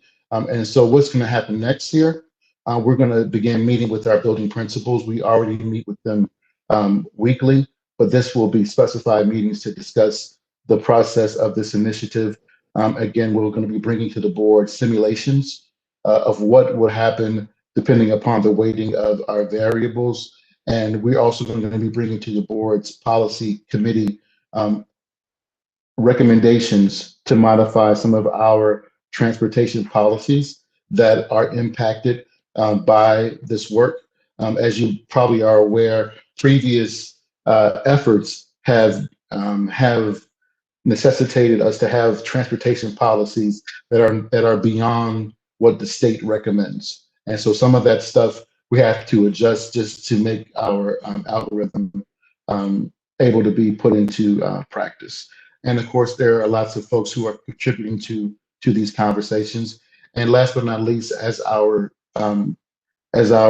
goal reads, in June, we want to be able to not only distribute to families where their destination will be, but also share with them their planned orientations for their new school building. Goal 3, C&I, curriculum and instruction. One of the emphasis of the previous Board of Education was curriculum and instruction. As you'll see from not only this goal, but from the merit goals, the board was very interested and also emphasized the importance in curriculum instruction and bringing it to the level that we believe our community deserves. And so just again to give you the first paragraph here, the superintendent in concert with the C&I leadership will create a comprehensive academic approach that's both philosophical in its explanation of pedagogical beliefs. I'll just pause there for a second.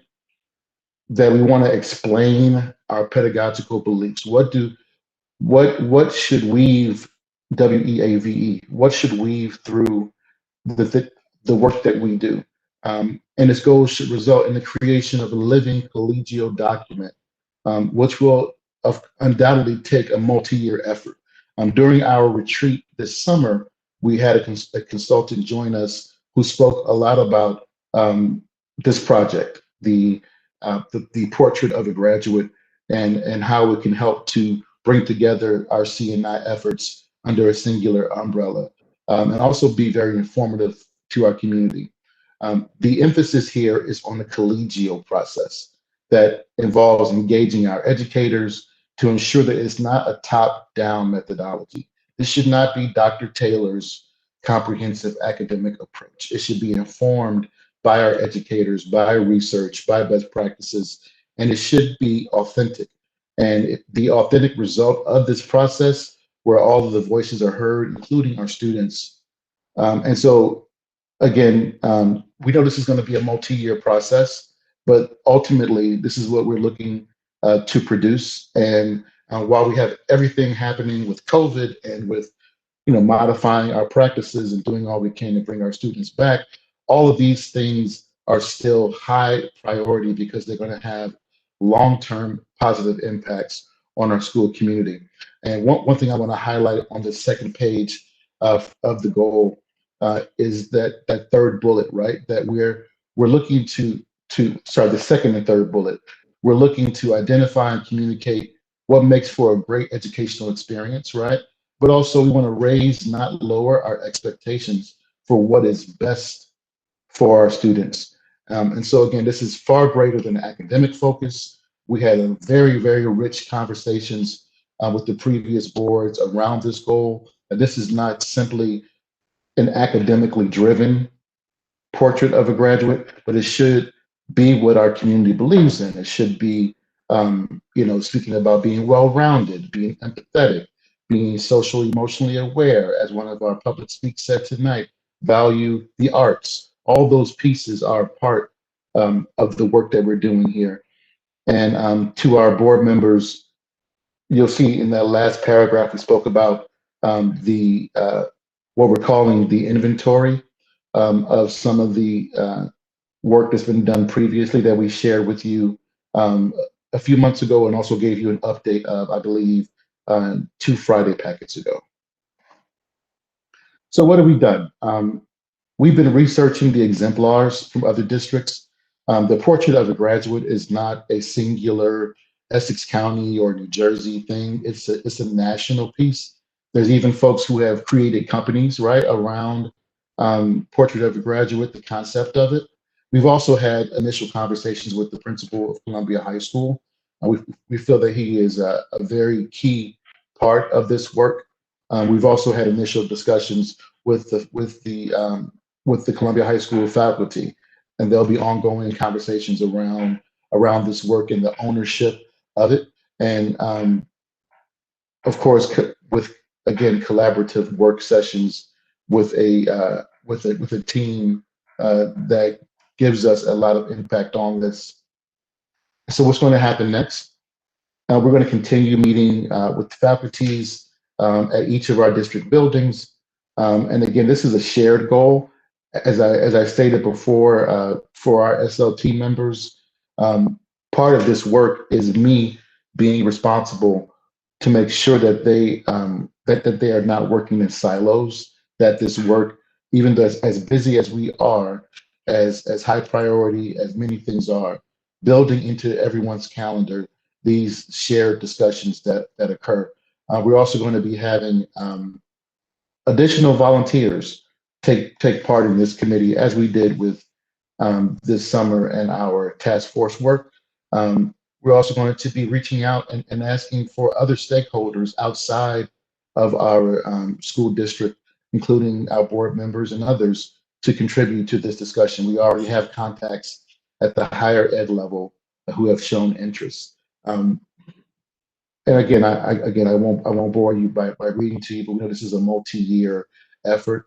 So we are giving you some of the work that even goes beyond the current school year, and also making sure that we are highlighting how we are involving students to contribute to this work that we're doing. As we've seen many times, they are very valuable contributors and very thoughtful contributors who advocate for each other in this type of discussion. Goal 4, personnel.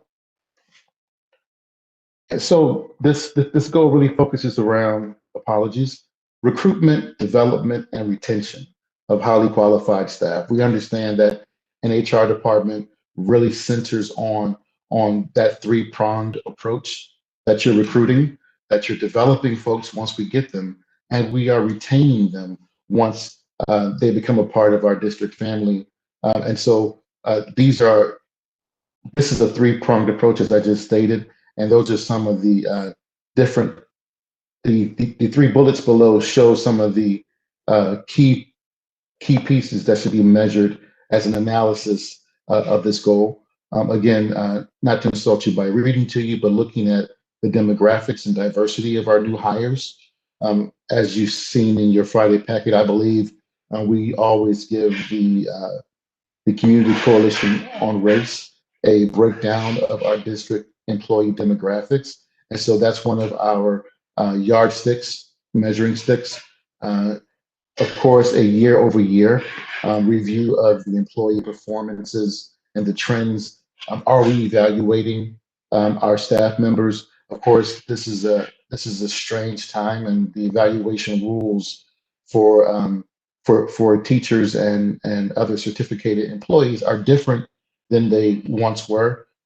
This anomaly is calling for more of a portfolio assessment. And the board has previously approved what that looks like.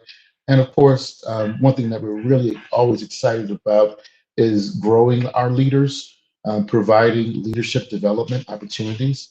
for those who are current leaders and those who are aspiring and are internally here in our district. So we launched our partnership with Kane University with an informative webinar for our staff members who are interested. And we also developed an Aspiring Administrators Academy framework.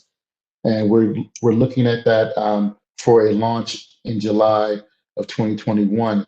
And again, while Kane University is a great partner and it also provides a deep discount for our employees because of this partnership, just receiving that degree doesn't make you the kind of leader that we believe our community and students deserve.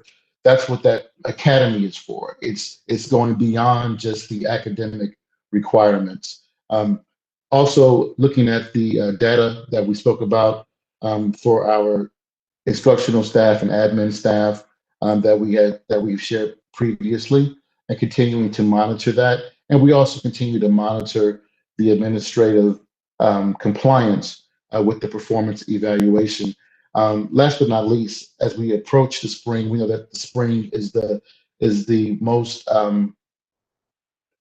is the busiest time for recruiting from universities and colleges, and because of our drive to add to the diversity of our teaching staff, we're adding some of the universities that are known as HBCUs to add to that diversity as part of this effort. Of course, during COVID-19, many of the recruiting opportunities are virtual, but we are intentionally looking for places that we can recruit from that add to our diversity, which we know adds to our strength. Let's take a drink of water. Hold one sec. And again, so just as I just stated, I'm just speaking to some of the steps that we're taking and how we're continuing to move forward with this goal. So as our board president requested, we're going to just pause right here on the district goals to see if there are any questions or any comments, just understanding that that we are limited because of the personnel nature of these conversations. Okay, We'll have yep. Well, thanks. Since you are still presenting, I'm going to ask my colleagues to use the hand raise feature if they do have questions, because I can't really see everybody. I can scroll back and forth, but this would help me out. And then also, when called upon, if we can push back to district goal number 1, Dr. Taylor. If any colleagues have questions on that, let me know, and limit it to a question and a follow-up or 2 questions, and then we can move on to the next board member so everyone has an opportunity to speak if they choose. Okay, I don't see any right now. So I guess let me ask you one then on district goal number 1. And I don't, Mr. Roth and I have talked about this at length in the past on the committee. Is there an ETA? What is the DOE saying with respect to review of the plans themselves, the construction plans? Are they reviewing and coming back with questions? Are they just holding them? Just exactly where are we? So, sure. Sorry. Yeah. So the good news is that they're talking to us, right? That they're. If I'm wrong, Mr. Roth, please correct me. There's only 2 folks right now in this office, right, serving the 620 some odd districts in the state of New Jersey. Not that we're all doing construction, but they are talking to us through our architects. They're sending questions. As I said, I think that they've had 3 rounds of questions and responses and questions and responses. As we move forward, we're advocating for ourselves, of course, because we know through our experience that we're approaching a hard deadline, right? If we exit March without an approval, then we probably won't be able to put steel in the ground and do all those types of things that start the additions, because we can't do some of those things while school is in session, right? So we're cautiously optimistic because the conversation is happening, And we're being aggressive in pursuing this approval because we know, again, the bidding process. And once those bids are awarded, and by the time those folks who are awarded begin to get the materials that they need, and maybe subcontractors and things like that, it'll push past a time when we're comfortable. We want to start as soon as the summer begins. Mr. Roth, did I miss anything? You summarized that, actually right on. The plans that we had submitted, there have been comments sent back and forth between the DOE and architect. They just haven't finalized it, and without that final approval, it's against code for us to advertise for bid. So we are pressuring them to move quicker. We should be getting close to the end. And as Dr. Taylor stated, if we don't advertise in March, at that point, there's a good chance we will lose the summer. And here's why. If you advertise in March, you open the bids and award in April. And once the contractor is awarded, then they need time to mobilize, right? They have to order steel and other things. And it takes at least 3 months for that to happen. So that would bring the timeline into July at the earliest. So we're getting really pressed at this point.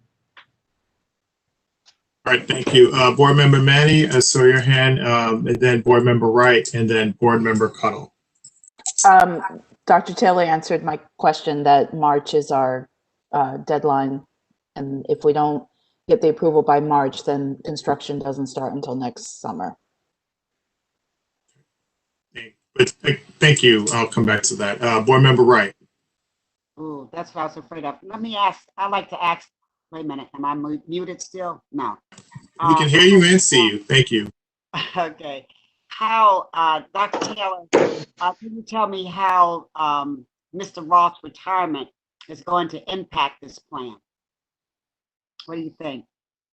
Well, as much as we all love Mr. Roth, I can't comment on him publicly because he's still protected as an employee. That's why, yeah, he's still protected, right? I can't talk about his performance, but I think that universally we know that he's important, right? And so I can leave it at that. But I will gladly give more information once the board accepts reluctantly his retirement.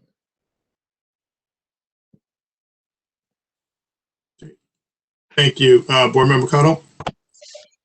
Thank you, President Joshua. Dr. Taylor, my question was also partially answered by you with the timeline mentioning March, but additionally, in your perspective, based upon, and I know we've touched on this, how things are moving somewhat slowly because of the pandemic with interaction with the state, do we anticipate any forthcoming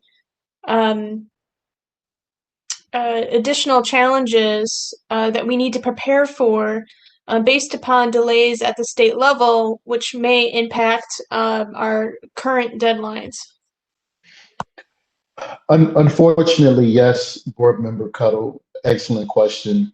And one example of that is the update that we just gave to the Marshall School community, right? That they lost a boiler, and we, after doing extensive research, it's less expensive to replace that boiler than it is for us to bring in a temporary boiler. And so we would love to not have to do that because that entire HVAC system in all of our buildings is going to end up being replaced by this work. Similarly, all of the work that we're doing on univents, all this type of work is a part of our referendum, right? So we're already in the middle of that. All of this stuff that we're doing, and we're having offline conversations too, right, around the impact of that. We're doing what we have to do in an emergent situation, but if everything is paused and we can't hit our March deadline, even if we hit our March deadline, that work that's due to happen, we're still going to have to make preparations for this time next year, right? That this time next year, we're going to have to continue to improve and making sure that we're monitoring the systems that we have as we prepare for them to be replaced, right? So it is definitely a flying the airplane and changing the tires at the same time circumstance. But we also hope that for all those who wish to be vaccinated, they're able to do that. And this time next year, some of the mitigation that's in place that puts such a strain on our HVAC systems is not mandated anymore for us to continue to have school for our students. Sorry for the long answer, but I think about this stuff all the time.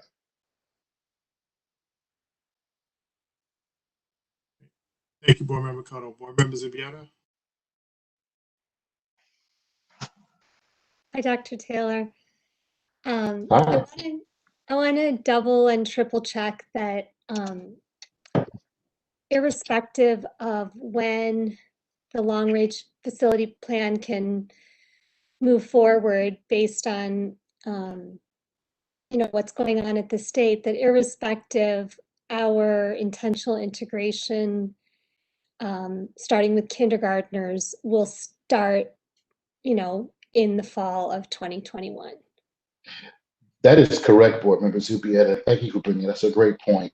We tried to emphasize it, but we can't emphasize it enough that one of our key actions in reviewing this work last year was to recommend to the board that we untether the construction to the integration as it was put forward because of just these type of concerns. Before COVID even came about, we made that recommendation because we know that construction can be unpredictable. And so our kindergarten integration set for September of 2021 will be moving forward.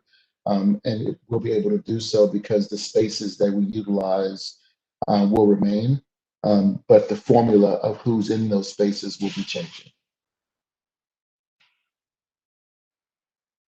Thank you. Thank you, Board Member Malaspina. Hi, sorry. I figured people really don't want to watch me lying down, so I just turned off my video. I was looking for your dog to run around in there. Yeah, he might come up in a little bit, but so it's not that I'm, trying to not be on camera. I just figured that watching me lie down is not the best, most exciting thing. So what can we as the community do? I know that there is, everybody is talking about this, especially now that they are realizing, how much of the, issues that we're facing now with the, going back to school and the rooms not being fully ready because, it's all in our long range facility plan. Is there anything that the community can do? Talking to, I don't know, public officials or stuff like that, or anyone in the state? Can we draft a resolution? I don't know, to try to get the state to, push us up so that we can hit that March deadline and we can start to do the construction and not have to wait another year. I think, I'm sorry, go ahead. If you have any suggestions, please, Well, what I've learned in my year and a half here is that our community does not need a lot of encouragement to give advocacy, right? And so I think that that I have to be careful, right? But that advocacy is helpful, and we are some of these things are cyclical, right? And by that I mean that because we fix something, we come back the next day because of the age of the equipment and the condition that's way beyond, the initial repair. It could go into disrepair again. And so those are the things that we're monitoring. Like, we shared with our Marshall update that we have somebody checking that boiler every 2 or 3 hours, right? 24 hours a day, because that's the type of condition that we're trying to mitigate against. And so I wouldn't want to publicly say that our community, who they should go to, but I think that as taxpaying citizens, they can advocate for our conditions, and it's been well documented and well prosecuted. Thank you. I think that's great for them the community to hear, so that, because we are a district that, advocacy is a great thing. And if we could start possibly, I'll say it, I'll put it out there. Like, if I'm planning to write to my Congress people, to my representatives, and, advocate for us, getting what we need to move forward. And I hope others will too. All right. Thank you. Board members, did you have another question or? Sorry, I just forgot to put my hand down No on problem. Okay. WebEx. Just There checking. you go. All right. Thank you. So I do have one more for you, Dr. Taylor, Mr. Roth. I understand the timeline with respect to the additions, and obviously you don't want to build while school buildings are open and students and staff are inside. How does that affect the installation of HVAC? Is that something that needs to happen after the addition is built to tie it all together? Is that something that can be built or worked on before the addition begins, and then you sort of not retrofit it, but then tied into the addition once that is completed? Or does the addition have to be built and then the HVAC totally replaced for the entire building, both the existing structure and the new additions? I'll go first, and I'm sure Paul will jump in with whatever I miss. So the order of construction is the additions first. That's the current order. That's the recommended order. And there are probably many reasons behind that, and you covered them, right? That you need those systems to work together, and all that good stuff. It also, from my understanding, when you're dealing with HVAC and this type of magnitude, you're also dealing with a lot of asbestos abatement. Once you start ripping those things out, there's a lot that goes into the preparation to make sure that the buildings, that's properly abated and that the new work is able to go in clean. Paul, did I miss anything? Yeah, I'll put this into a slightly different context. Like, one of the issues that we're having with our existing facilities is our buildings had a number of additions on it. And every time there was an addition, there was a different HVAC system that was installed. And since the time it was installed, the standards were different. You have different airflow rates, and they're all kind of tied together, and it just doesn't work. You can't make 5 CFM connected to a system that's running at 10 and a modern system that's probably supposed to be at 15, I think, all work together. So under the long range plan, things actually, like, all the old stuff in the existing buildings gets pulled out. So it's one brand new system throughout. So we're not mixing old and new.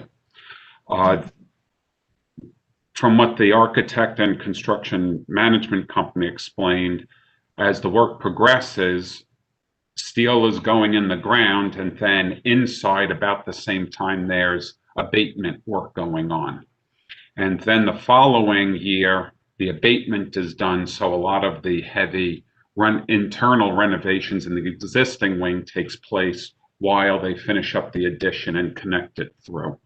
So, on a quickest level, it's a 2-year turnaround, and in some schools, because work has to be staged, such as Clinton School, do one piece, then remove the portables, then do the second piece. That could extend out to 3 years. So, I don't know if there's another way of changing the order, based upon what we currently know. That I would have to rely on the architects and construction manager to let us know. And just one other thing, the new boiler for Marshall School was ordered. It was delivered. It's getting installed right now. It is a steam boiler, which can be converted to hot water. So the hope is Since it's a new system, it would work with the new HVAC system, so we don't throw everything out. And we plan that out with the architect at the time when we're getting quotes versus the temporary and comparing it if we should replace it. So hopefully during the next 2 or 3 weeks, all of that work is done and we have the backup boiler up and running again. So. Thank you. Board Member Wright, one more.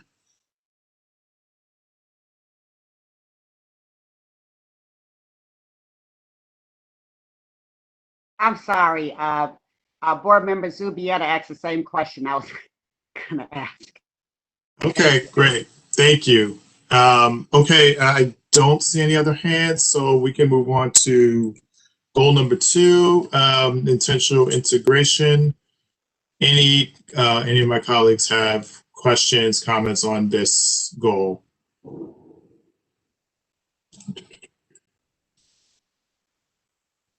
Okay, Board Member Manning. So, Dr. Taylor, I just, it's the communication piece. If you can go to the next slide. Right, so. This one? Yes. Okay. No. Sorry, that one? Or back one more? Back to that one, yes. Right there. Yeah, okay. Yeah. So the sub goals, I'm sorry. So, you know, the goal is no later than January 1st that the letters go out and the orientations. That is significantly later than our community has become accustomed to. So I don't know how we communicate that, you know, what the expected timeline is, what the principals feel comfortable with. And this also was intended to include standardizing the kindergarten orientation assessments, whatever that means, in each of the schools, because each of the schools historically did something different.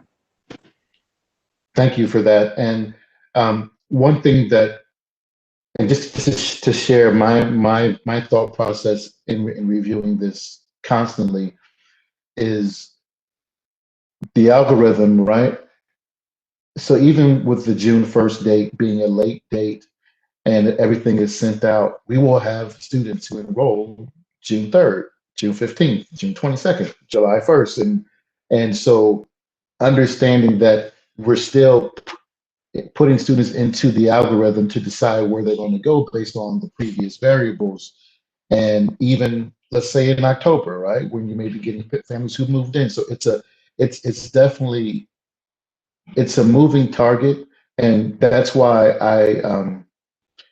I definitely think that June 1st is probably the earliest that we would be able to do this, even if we're able to move it, even if we're able to do it earlier, we probably shouldn't because of that. But we do have our, I've heard from a couple of our board members who are registering kindergartners, right? And they're going through the process that we have aboard. And I know that we have a communication arm of this with our communication lead has been involved with that strategic communication, reaching out not just to families to let them know, but also to families who maybe speak a different language in their homes, right, to help them understand this process. And yeah, it's very important, and it's a part. I believe it's definitely a part of our formal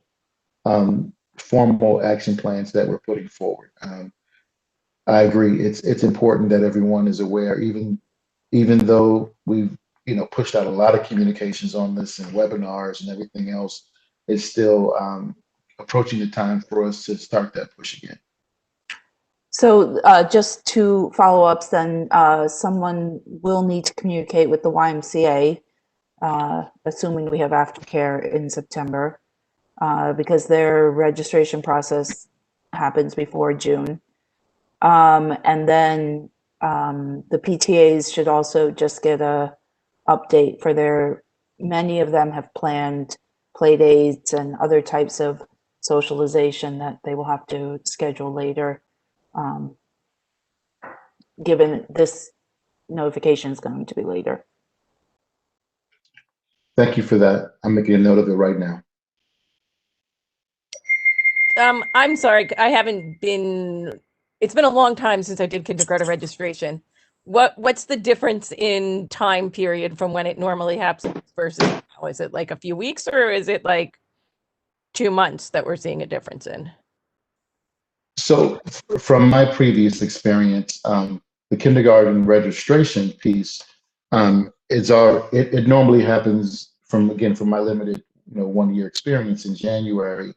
As far as when when families are notified of when they're going to of where they're going to be, I think many families assume they're going to go where they're quote unquote zone to go, right?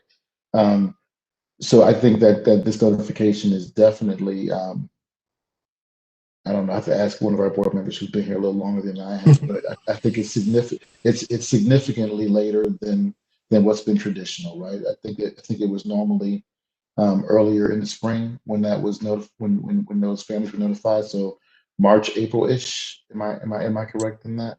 I don't have the information right in front of me, but I can find it and make sure I give it to the board in here as an update. Yeah, my experience last year, I guess last year probably isn't the best example to use, but I think we did get the notification in mid-June, and obviously that's due to the pandemic. And I don't quite remember the letter. I do think it was in the spring, maybe late spring, so around the May timeframe is what I remember. Because that came before I do remember June 1st was the kindergarten orientation at the school. So we had found that out a couple weeks before that. So I would say early May is probably when it was 3 years ago. And my understanding is that even prior to then, right, prior to Dr. Carrick joining the district, the registration went through many different permeations, right? It went through a first come, first serve. It went through different methodologies. So I would say it's probably a stretch to say it's been consistently the same date, same month for consecutive years. Okay. But I guess, I'm sorry to, I just, my core concern is that our elementary principals need to have a plan for orientation for our children if they can't just go out to the zone marshal and say, come on June 1st. That is my core concern. Understood. And so our plan regarding that is to customize, right? That there would be one general introduction that all schools would utilize, assuming that we're still in some type of hybrid circumstance or whatever it may be at that time. And then after the general welcoming message and all of the details that are district-wide, each school would customize what follows that information for their particular school environment. That's kind of what we've spoken about in our planning, and also that this is really a district-wide effort. Like you're going from a neighborhood model to a district-wide model. So a lot of that customization is going to be on the district side with the standardization would be on the district side, and the ability to customize would be at the school-based level, but we would of course work with them on that. Thank you. Board Member Cotto? Thank you, President Joshua. Dr. Taylor, I was wondering if perhaps if you're able to, and this might be forthcoming in other communications, but if you perhaps could touch base on with in addition to the concern, because the date is later for many of our community members in regards to when they usually do get their notices, do we have a plan in motion that if anything were to perhaps stymie or cause pause or a significant delay in this process, that the communication would be going out to families ahead of time as we're progressing, so perhaps it doesn't all bunch up right at towards the end of the year, and that way we can better cultivate that communication with families to help ease and transition expectations across the community? Yeah, I am, as I hope that the board has learned, I'm very optimistic, right? But I'm also a realist. And if this plan required us to do any shifting within the building, then I would be more concerned about that. But because we're using the same spaces that we normally utilize, I'm confident that we will, if, I'll put it to you this way. If we did not do this, if for some reason that is beyond our control, we weren't able to put forth an alternative landing plan for our kindergarten families, then someone would still be in those spots, right? Those kindergarten classes would be still have students in them who are that age range. And so I think that while it's always prudent to have plan B, plan C, and plan D, I definitely acknowledge the need for that in a worst case scenario. But I think if that occurs, there will be lots of other things that would have had to occur to bring that forward. But I'll definitely make a note of that in my notes section here to take back to our work group to consider.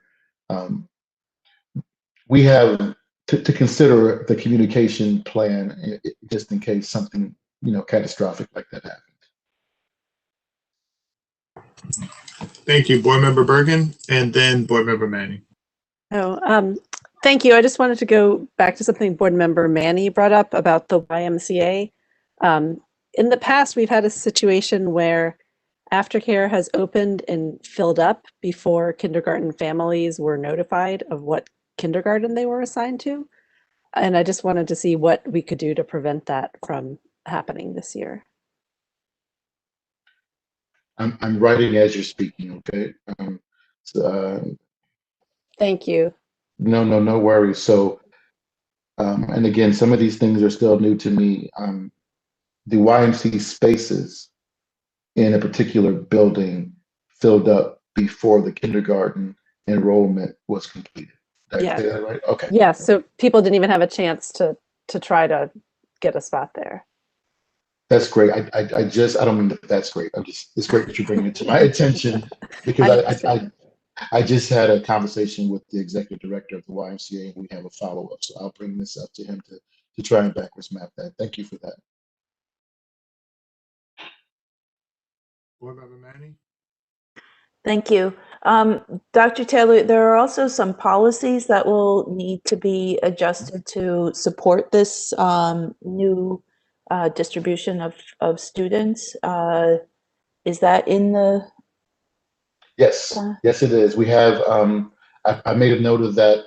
Let's see, the applicable transportation policies here that some are linked to past modifications that have occurred in our district. For example, the Marshall Jefferson piece, right? That there are some there, and there have been some other modifications that I think were very mindful and thoughtful of the board, which trigger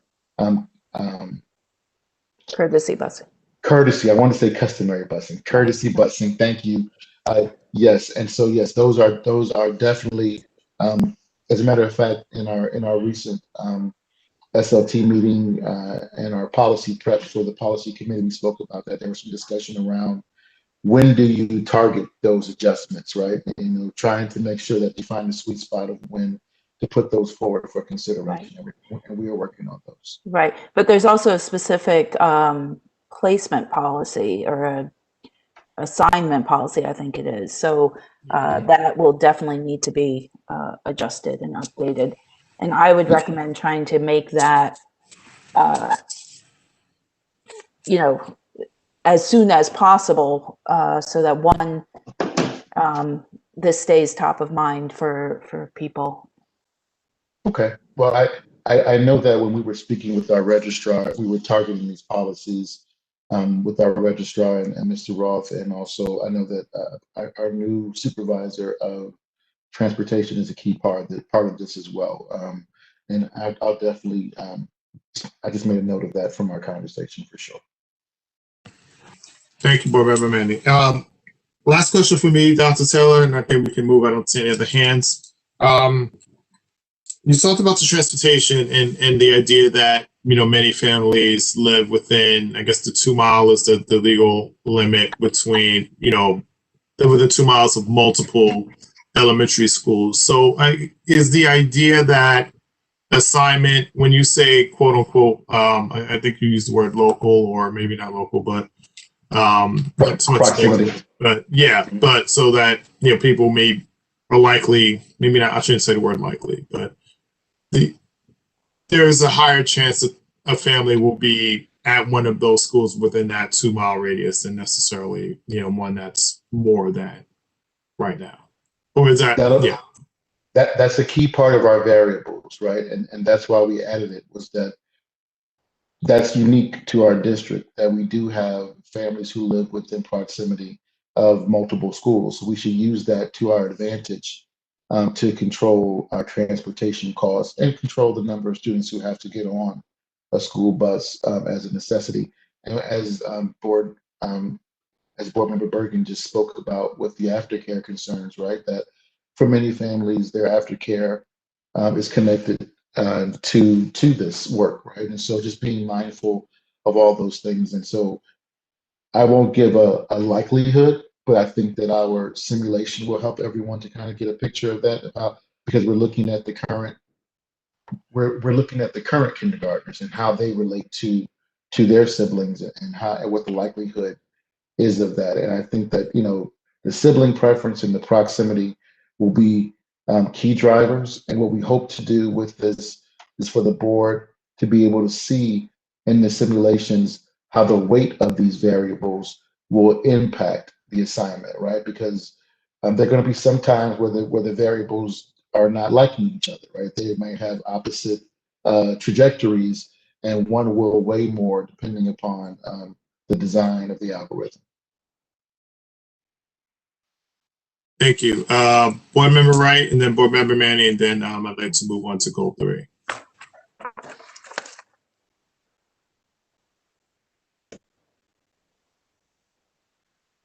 I think you're muted, Mrs. Wright. Yeah, I can't see you, so wait, hold on. Oh, I'm sorry. Board There Member we go. Board Member Manny's been bringing up some good things, and I was just wondering how,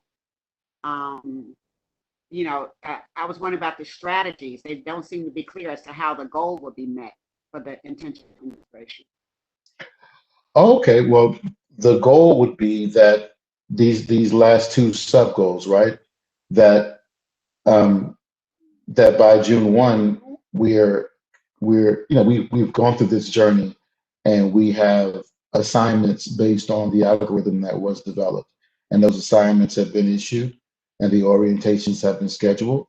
And additionally, we're able to give you recommendations for the middle school methodology for September of 2022 to consider. Though that is, as our previous presenter shared, that's the end goal for goal number 2.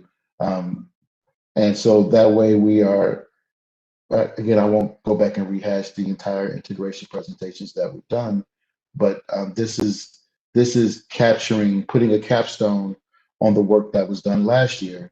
Last year, the board went through all the presentations, and the community and the teachers did as well, and settled on a design. And now we're implementing the design.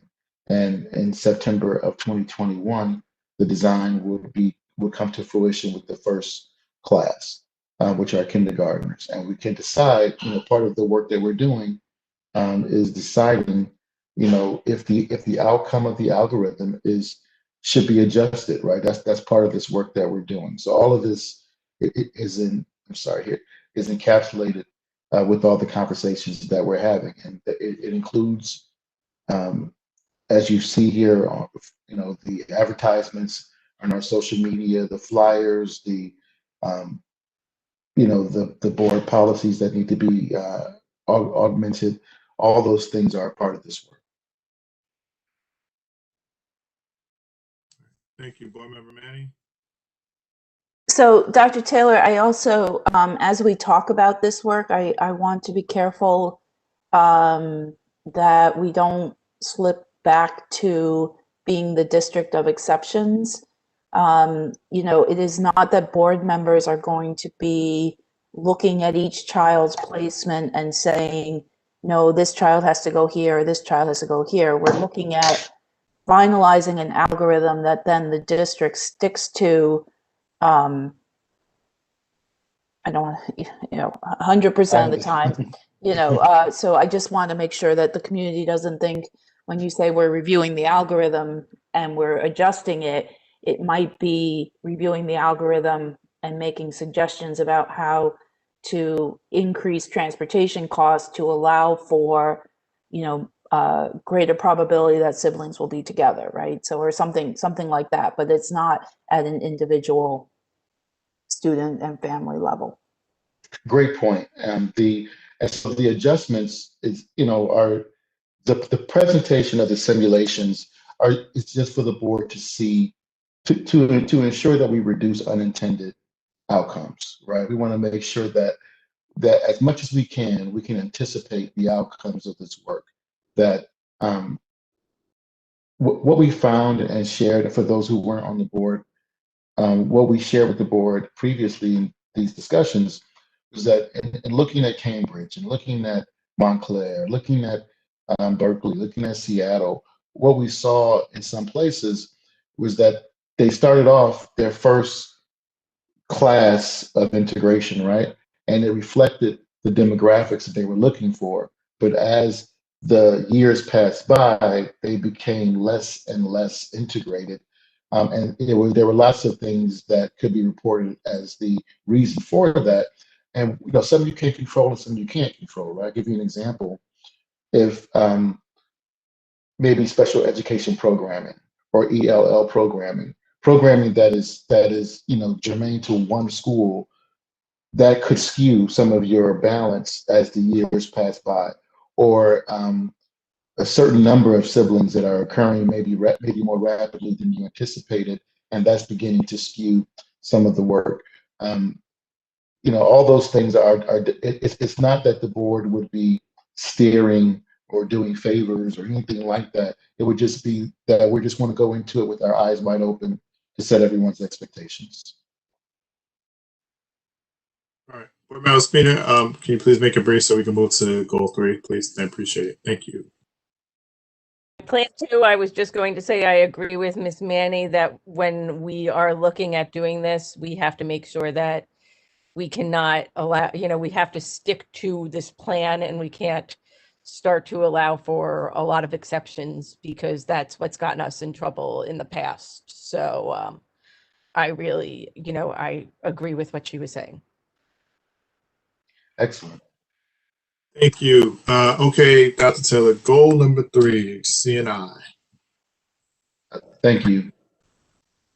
Okay, any questions for Dr. Taylor on this goal? All right, Board Member Winkfield.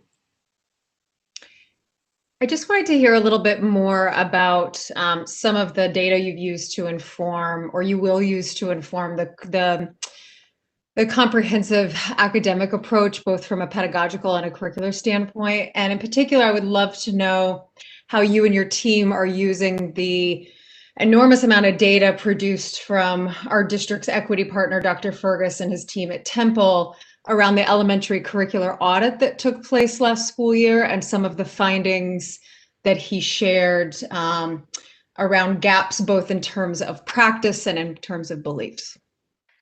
Sure. So this is probably the goal that is the most far from fruition, right? Because it's listed as a multi-year goal because there's so much work to make this authentic, right? And so for members of the board, I know that you've received a few updates from the work that Dr. Fergus has launched with our secondary schools. But from his previous work, one of the things that really stuck out to us as a place that we can really improve, that we have a work group on, is around our PLCs. That was seen as a major gap for our school district, that there was not a lot of consistency I'm sorry, for those who may not speak educationalese, right? The professional learning communities that should be, vibrant throughout school districts. Sometimes they're made up of grade levels, sometimes they're made up of department areas, and they can be a really powerful part of this work. And so one thing that we've been really looking into uh, is trying to leverage the POCs using the information that's available to us that has not been, frankly, used a lot previously. I'll give you some examples of that. Our data warehouse, right? That the data warehouse is supposed to inform the decisions. It may not be a driver of decisions, but it should be something that we're referencing in the work that we're doing with our POCs and in the work that we're doing with our, I'm losing the acronym, IR&S teams. Thank you, intervention teams. I think that that'll be a major part of this.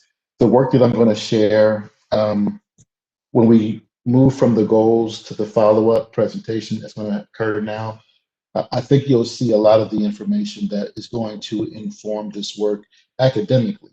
That there's also an entire social emotional piece that I think is super important. And I know that coming out of COVID, that we're going to see even a greater need that was reflected previously by the investment in our last budget in additional mental health specialists for our secondary schools. And I think lastly, our board rep, Foreman, our student board rep, Ms. Foreman brought to our attention and advocated for some of the work that was being done at the student advocacy level, right? That's going to inform this work as well. So I know that's a long answer, but I think that this is probably going to be the longest goal that we have, because you don't want to shortchange it, right, just for a deadline. And it's going to be influenced by many stakeholders, including board members, students, and staff members, as well as parents as well.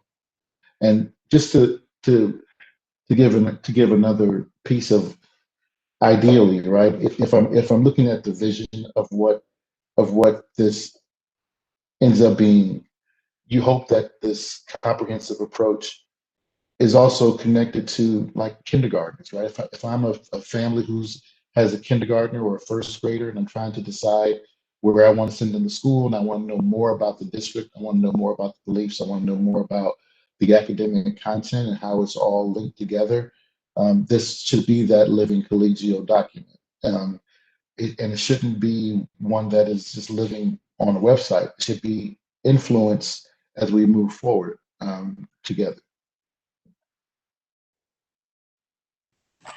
Thank you. Board Member Massimino, is that from last time? I don't know. I see. Yeah, I think that's from last time. Sorry. Okay, no problem. Board Member Manning? So, Dr. Taylor, given your last statement, what can we expect by this June? I guess we have to have agreement on, where we're going. Okay, where we're going to be.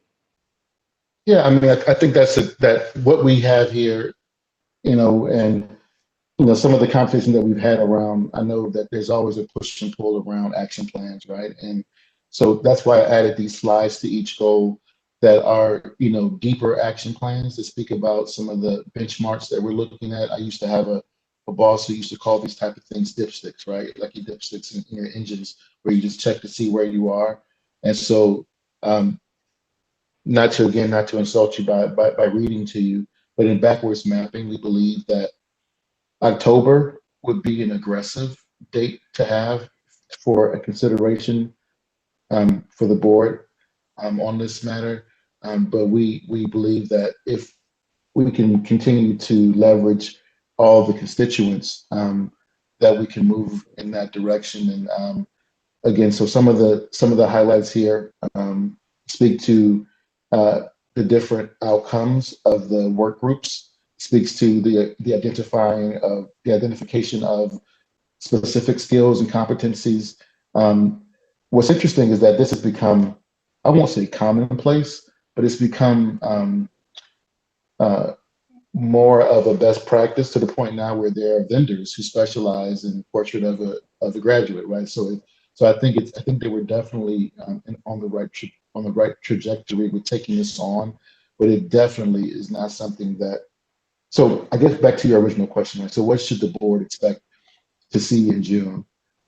What I hope that the previous boards members would attest to is that I'm going to give you live artifacts, right, that show that these steps occurred and what the outcome of those steps were, both before the evaluation period and, of course, at the evaluation period, to help to highlight our trajectory. This will probably be one of those goals. And again, I'm speaking about my own evaluation. I probably shouldn't even be doing this, but it's one of those goals that will probably be in progress, right? That'll probably be how I rate myself because just by definition, it will be, right? It's just, it's such an authentic piece that should really reflect the community, not just a singular work group. Thank you, Board Member Cuddle.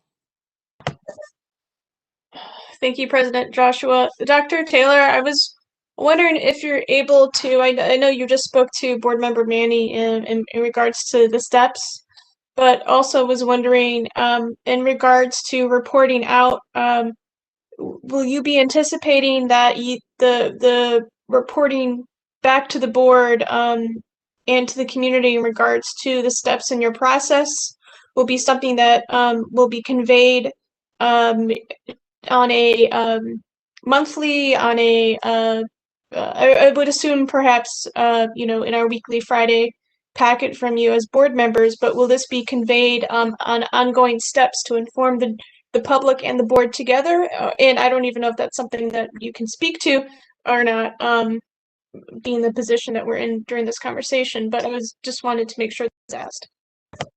So I feel like you're spot on with the mechanisms that we have to update the board. I wouldn't want to give public real-time updates on this until we were prepared to solicit public input, because there's so many things happening and so many goals and so many, as we always say, generational type of goals that I wouldn't want to share the updates and solicit, because it's to me, it's not authentic if I can't solicit the feedback from families. So I anticipate that we'll begin to share more publicly when we're ready to solicit through our platforms feedback. And so I know that part of the May and the June goals are to start getting stakeholders who are outside of our district to contribute to this. Similarly to how we did our task force work this summer, we were able to build a sounding board of parents who were very diverse and represented the different populations in our community. I think similarly, we can begin small with sounding boards like that, but then grow to be beyond our normal contributors who are part of our parent leadership group, but to business owners and others who are in our community but not normally linked to that. Again, a long answer to say that right now, because of everything that we're inundated with and all the work that we're doing, I would anticipate not broadly sharing this information until we're ready to solicit for feedback, which will probably be in the May-June timeframe. All right, thank you. We'll go to Board Member Wright and then Board Member Siders. Okay, thank you, President Joshua. Dr. Taylor, I was wondering what specifically is going to be done to support students' success in math and science, and how does the Gifted and Talented program fit into this deep dive? So I think that what you're talking about is specifically something that can be communicated through this document, right? Because there's a whole conversation around what gifted and talented is beyond the regulations, right? There are gifted and talented definitions that really do range in different places. I'll give you an example. In some places, gifted and talented students are also considered under the umbrella of special services, right? Because they are considered to be unique in their needs and have not IEPs, not individual education plans, as special services students do, but another design that really speaks to their gifted and talented area of support, right? And so I think that I wouldn't want to say exactly how that would come about, but I definitely believe it's a part of this process because I know that that's something that parents are interested in and something that we should be addressing, which you'll see in the next presentation. I'll be talking about some of our designs that speak to students who are working beyond their grade level, right? And what are the outcomes that we're seeing in that? But also, gifted and talented also goes to students who, as our former board member Mizaki spoke about, who have inclination towards music or others pieces outside of the normal academic umbrella that we think about. So I think that's a great point for us to make sure that that's included, and I think it's a part of what we definitely want to share moving forward. And my last question, Dr. Taylor, is I'm really concerned about its magnitude. It's a lot of work. Who's going to be leading it? So that's what we spoke about, right? That this is far beyond a singular person, right? And so this is one of the goals. And I probably should be careful because speaking about personnel and stuff. The easiest answer is that I'm leading it, but I'm not leading it alone. I'm leading it with the assistant superintendent for CNI, the assistant superintendent for special services, the principal of Columbia High School, the director of guidance for Columbia High School. There are many folks who are a part of this work. At the end of the day, I'm responsible for everything. So if you need a name to apply to the leadership piece, it would be me. But I believe in magnifying this work through other individuals. I can't do everything. I know you don't want me to try and do everything, but I'm a part of all this, and I'm a part of these work groups as we move forward. Thank you. Thank you. Board Member Siders, and then Board Member Manning. Hi, thank you, Dr. Taylor. I'm probably going to be voicing some of the same concerns that Board Member Manning and Board Member Wright just mentioned. As you've been going through the district goals, I've been looking at the action plan and kind of trying to tie things back to the document that you have up on the screen right now. And when we got to District Goal 3, that's when I started to really say, okay, this document is 5 pages of action plans. It's 23 items on it. What do we focus on? Which I know Board Member Manny just mentioned, but also how do we make sure that we're not, and I know I'm treading a line here, that we don't ding you for things in the action plan that are not going to come to fruition by June. Sure. So I think that was spoken to by Charlene, right? That though a board member may view an action plan and say, oh, you should add more here, or that doesn't make sense there. Ultimately, the action plan is that of the administrator, right? It's the how, what the board members are reviewing from my training and my experience is the what. What is accomplished, right? And these things are organic. I mean, no one anticipated that we'd be in the situation that we're in right now, right? And so that's impacting our resources. It's impacting personnel. It's impacting budget. And so those things also impact our district goals. And that's why I agree with when the board president and I sat down to talk about this retreat, I thought it was very timely because so many things are shifting all the time during what we're dealing with COVID. So to me, the ding comes in the outcome, and I think that the evaluation tool is very fair because it recognizes that these are multi-year goals, and even goals that are not multi-year goals, most of them are, right? You never are done with this work unless it's a singular piece of a singular thing that you're trying to accomplish. This is the type of thing that even in October or November next year, hopefully when we're ready to move to an approval, it still won't be done, right? It's still going to have, things that happen, edits that happen, just like our student code of conduct, right? It's always a living, breathing document that gets reviewed all the time. Thank you. Board Member Manny. Thank you, President Joshua. So, Dr. Taylor, I would like to recommend that you consider to address the concerns by Board Member Cuddle and Board Member Wingfield, bringing Dr. Fergus in front of our community and in front of the board. We had scheduled a presentation from Dr. Fergus 2 Decembers ago, and that got canceled, I think, because of a snow issue. But the only time our community has had a chance to interact with Dr. Fergus was a parenting center presentation that Dr. Alegria had facilitated, had acted as the moderator. I am just very anxious about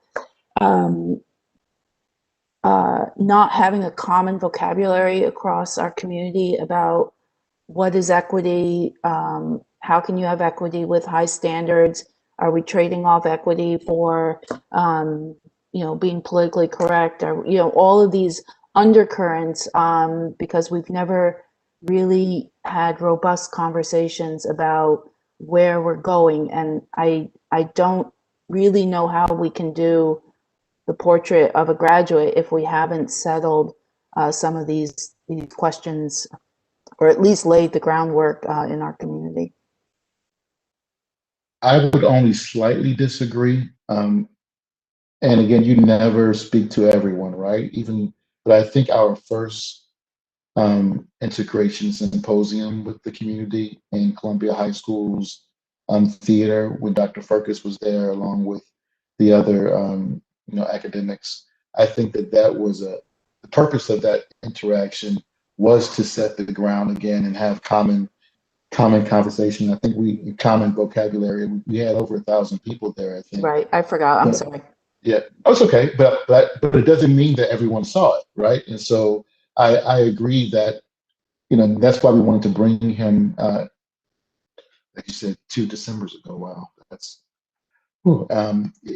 But I'm concerned now, and I have to be careful on how I'm saying this, right? That Dr. Fergus's engagement now is different than it was then. So his engagement is different. So how we bring him forward and what he says may also be impacted by that, but I will do some groundwork to see if that is in case the fact. And there are also other resources that we have too, who can help us with this, similarly to how we did the restorative practice presentation at the board meeting last year as well, right? That there have been lots of conversations around it, but no one had ever really heard from some of the folks who support us in doing it.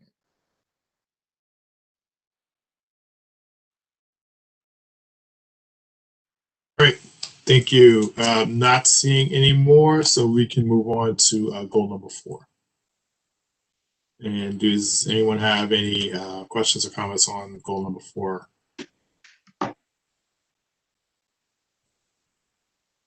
Okay, so I will just ask one very quickly. One that I saw, I think Dr. Carrick did this before.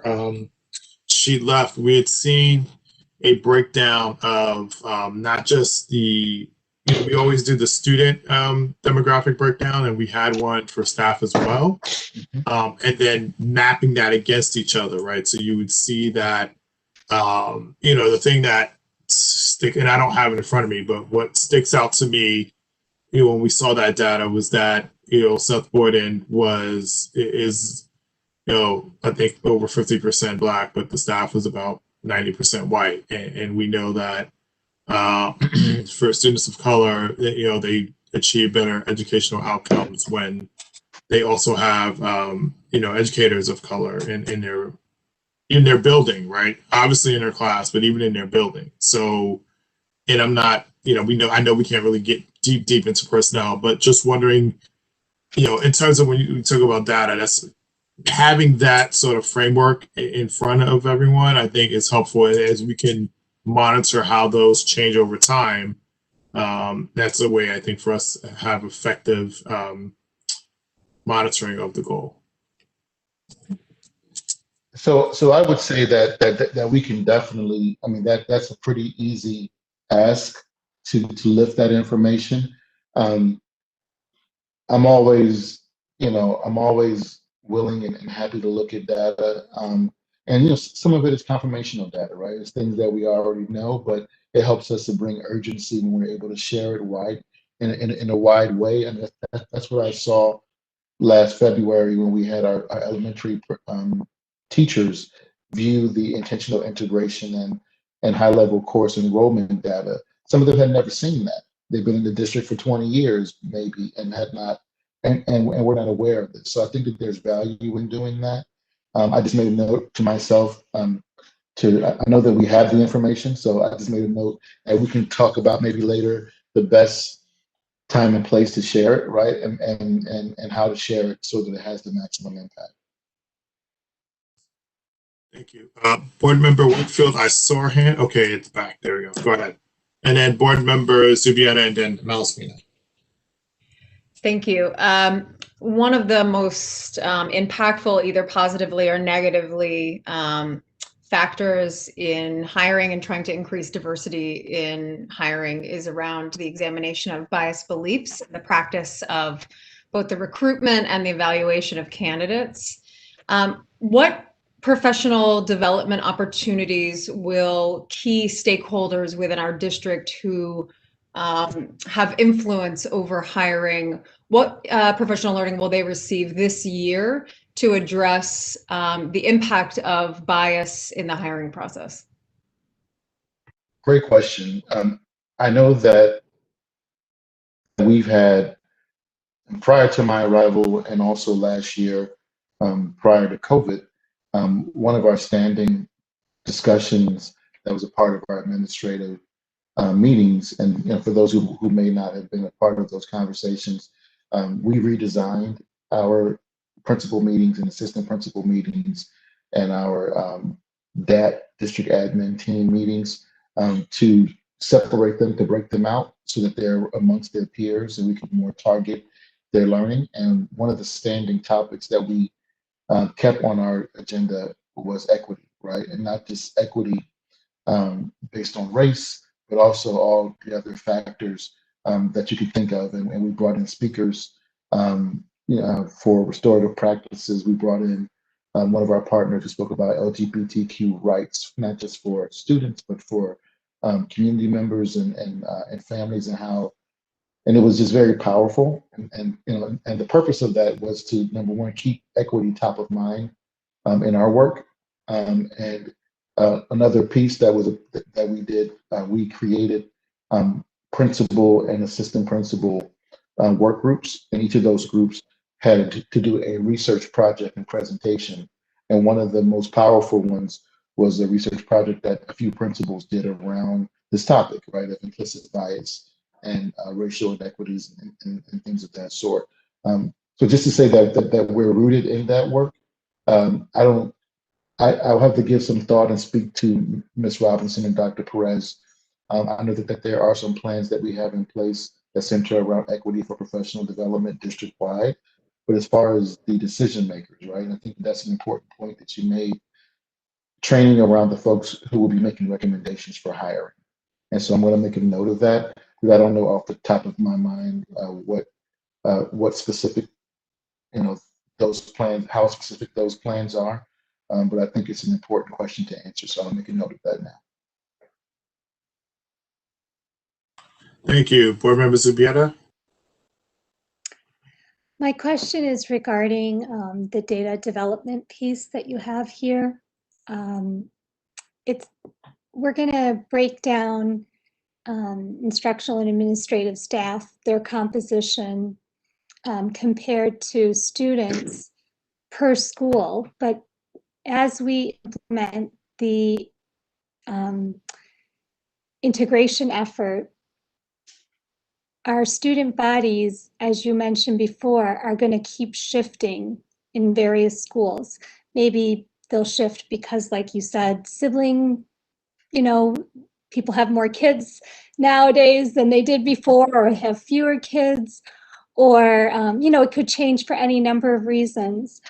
But I know that teachers and staff, other staff, get accustomed to and start to love their school. And how will we manage to make staff and teacher and administrative leadership in a school match that of the students? Because I know as an employee, like in a company, you begin to get attached to a division to shift people around, but it doesn't seem like that's standard practice in our district, nor maybe should it be. I don't know. So how will that be addressed? Excellent question. And I don't believe that that's standard practice in most school districts, right? Most school districts, teachers, where they start is usually where they finish, unless there's budget implications, right? Or transfer requests or something like that. And we've dealt with situations that are very unpleasant when you have to RIF a certain number of staff members. And so now you have to have movement based on seniority and certification and all that kind of stuff. So I don't think that our goal to diversify our staff is rooted in us trying to make a particular school look a certain way. I think it's more of a universal approach to begin to diversify our staff as a whole, right? So when we have vacancies, we have retirements, that when we're filling those vacancies, we're being very mindful of the value of diversity. So I took the recommendation from the board president was to show the demographics of the staff and the students, not necessarily with the goal that any particular school is changed, but that the body is eventually becomes more diverse, the staff members. I think also one important piece of all this, I know for years now, this is prior to my arrival, the board and the previous superintendents in central office were doing cultural competency trainings with teachers, restorative practices prior to my arrival that we continue. And those efforts were rooted in trying to help our teachers prepare for the eventuality that you express, and eventually your student body is going to look different, right? And so if you're at a school that is majority Caucasian, majority Black, or if you're in the most diverse of our schools, when we begin to move through intentional integration, the student body is going to look different. And we want you to be prepared for that. And we want you to know what your implicit biases are. We want you to be prepared to deal with students who may come from different home backgrounds than what you're used to traditionally, if you've been in the school, especially for a number of years, right? And so we anticipated that in the professional development that we've been putting forward for a number of years now. This year was a little bit different because we know that our PD purposefully this summer focused on Canvas, right? That Canvas and curriculum for virtual learning was one of our key focuses. But prior to that, that was a driver for our PD, anticipating what you mentioned. Thank you. That's very reassuring because, teachers do become very beloved in a certain school. And also, you know, it's not a standard practice. And so I would hate for our district to treat teachers differently than what is considered a good practice. But it's also reassuring to know that over time, as retirements happen and new hires happen, that making sure that we value diversity in those efforts will hopefully over time make the district as a whole reflect the student body. 100%. Thank you. Board Member Malaspina and then Board Member Bergen. Thank you, President Joshua. If we go back to the goals, it talks about retention of staff too. Oh, thank you so much. I think we discussed a little about retention of the staff too. Have we seen, what data points have there been? You mentioned climate surveys, exit surveys, stuff like that. Has that been ongoing this year? And is this being shared with the board or a personnel committee or stuff like that? So one thing that Dr. Carrick left us with in one of her final, I believe, personnel committee meetings, we spoke about that exit surveys are not very popular for staff who are leaving, right? That we reach out to them for the exit survey opportunities, but many don't respond, right? They're moving on with their lives for whatever reason. And but those who did respond, I believe it was less than double digits, right? And so we're continuing, I believe, that process. And I know that, again, not speaking about any particular person, but I know that HR right now, their number one priority, speaks to the 504 process for staff members and making sure that we're expediting that. But I will, it's part of this goal to emphasize those data points. The climate survey that we spoke about, and it's mentioned in a couple of other goals. There was the first, I believe we received the first feedback of the climate goal that comes from Columbia High School and an outside partner. And we'll be sharing that information as part of the goal updates that are moving forward. But yeah, it's probably the most difficult thing to do is to lasso folks sometimes as they're going through a life change, to sit down and do an exit survey. But we have been able to do a few, and we're strategizing ways to give incentives, right, that might make it more attractive for someone to give you a couple of minutes of their time to share information. Thank you. So just to be clear, the climate survey that you're talking about has only possibly been done by CHS, but not the whole district? Right, yeah, the climate survey that I'm referencing is for Columbia High School at this time, right? And so again, these things are ongoing, and I won't speak to the work group that's working on this, but the major reference point that we're emphasizing, that's been a district concern for a few years now, is number one, confirming that formal evaluations are done, right? That we can again show that we're compliant with that, even though they have shifted. And so we'll continue to update everyone with that. I can't speak to, that's the only climate survey that I can speak to 100% right now in this format that we're in. But I would, again, review and give some updates. I make a note to myself now. Thank you. Board Member Bergen. Thank you. I just wanted to ask Dr. Taylor to explain a little more about what the Keen partnership is and the Aspiring Administrators Academy. Sure. Thank you. So the King University, I'm sure that you all are familiar with it. I think it's the second largest university in New Jersey now, and the former Commissioner of Education for New Jersey, BOE, is now the president. And he and a few of his team members have expressed interest in partnering with our school district, and in looking at what opportunities there were for partnerships. In our previous board discussions, we spoke about the fact that sometimes we lose some of our young charging educators to other places because there's no mechanism to show them that there could be opportunities here in the future that are attractive.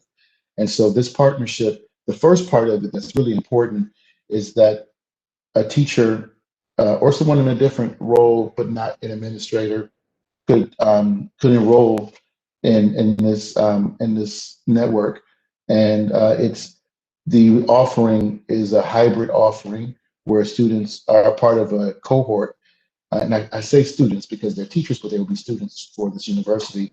And if you have enough folks who have interest, you can create your own cohort in district, and they learn together and go through their master's levels courses together, and go through their certification courses together, and graduate. And they get their tuition is much reduced based on this partnership and cohort.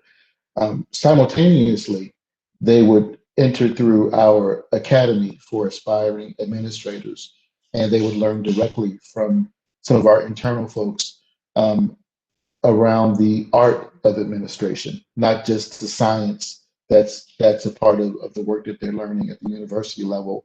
They would also have opportunities to shadow real administrators outside of their university assignments. They would be able to get on a fast track for an opportunity if one presents itself, and also have an opportunity to it also, from my previous experience in doing this kind of work, it also increases our capacity as a district, right? So when you have young aspiring administrators, when there are opportunities like what we just spoke about, um, the comprehensive learning piece, they can contribute to that, right? They want to be a part of the projects that we're doing. They're excited to take on opportunities to lead. When I started this in a previous school district, these folks came to our summer admin academies voluntarily. They were that enthusiastic about that, and so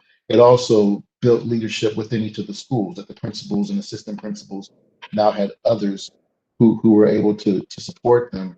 And one important piece here is that many times in school districts, the vacancies aren't always immediate, right? You complete this program, you complete your master's, you complete your certification, and there still may not be vacancies there. However, now you are certified, and so you can do more things officially, to support the administration in your school. So it's a way to keep some of your best and brightest who are aspiring administrators in your district, and also allows for us to have a pipeline that can be attractive to others who may be aspiring to be a teacher, right? To come through and know that they have an opportunity for vertical articulation within our school district. Thank you. Sure thing. Oh, thank you. Sorry, Board Member Wright. Thank you, Dr. Taylor. I'm really concerned about retention. We can get staff in, but when it comes to retaining, particularly African American staff, Latino staff, it's been a real issue. And we know that many of our staff members now are young, and so the mentoring and things come in and things of that nature. But it's really, really important that children see themselves in staff. So what are we going to do to try and hang on to these staff members, particularly African American males? There's been a revolving door, in this district for them when they come in. And so the word on the street, so to speak, and I'm putting that in quotations, is that don't come to South Orange and Maplewood because you won't last long. They get rid of Black males. What are we going to do about that? Well, that's again a very timely question. I'm speaking about the mentoring program, and as you can see, part of our deliverables is an update of our mentor mentoring program. I think that I won't speak about any particular, I have to put my air quotes up, words on the street, right? But I can tell you that as we spoke about previously, right, that I try to have a very personal interaction with our young leaders, right? I can't, of course, be everywhere, but I also speak to our new teachers as they're entering our school district as a group to try and help them to stay connected and stay invested in our school district.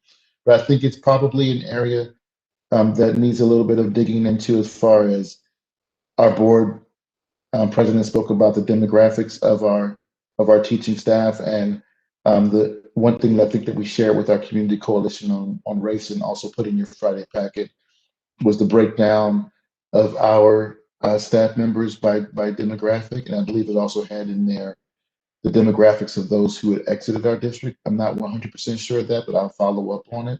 I think you have to be intentional about it, right? That you can't pretend it's not there. I don't know off the cuff. I wouldn't want to, speak publicly about if a particular demographic of our district staff is leaving more than another, because I don't know that and I don't want to misspeak. But I think it's an important point for me to investigate, so I'll make a note of it.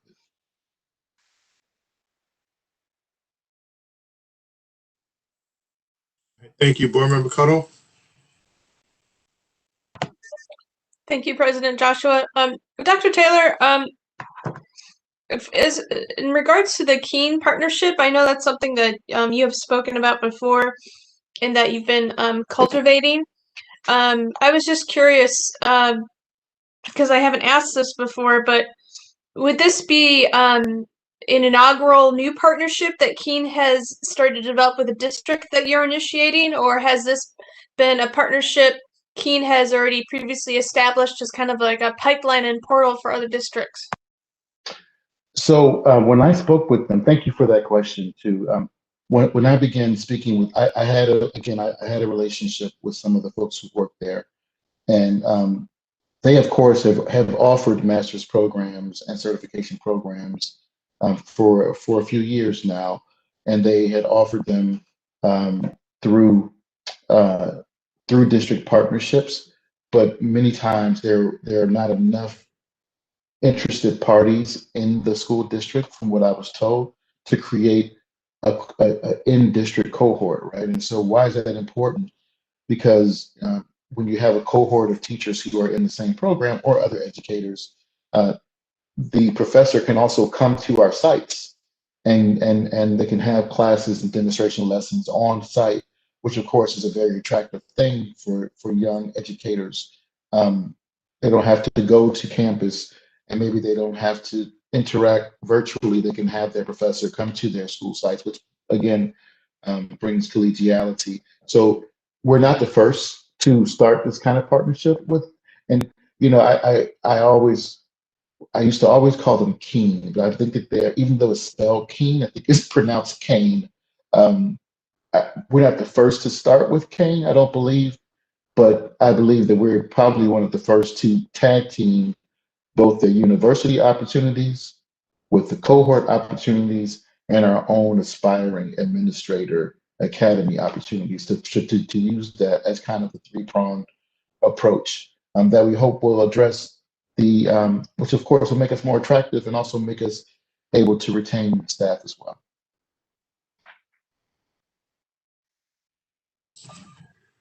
Okay, thanks, Dr. Taylor. I don't see any more. I think these are all hands from before. So if we can run through the miracles and then move to the second presentation. Thanks.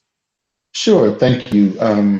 Board members, I'm sure that you're aware that part of my contract and part of the regulations that govern superintendent's contracts speak to merit goals, and the merit goals were approved by the board through negotiations with me and many conversations.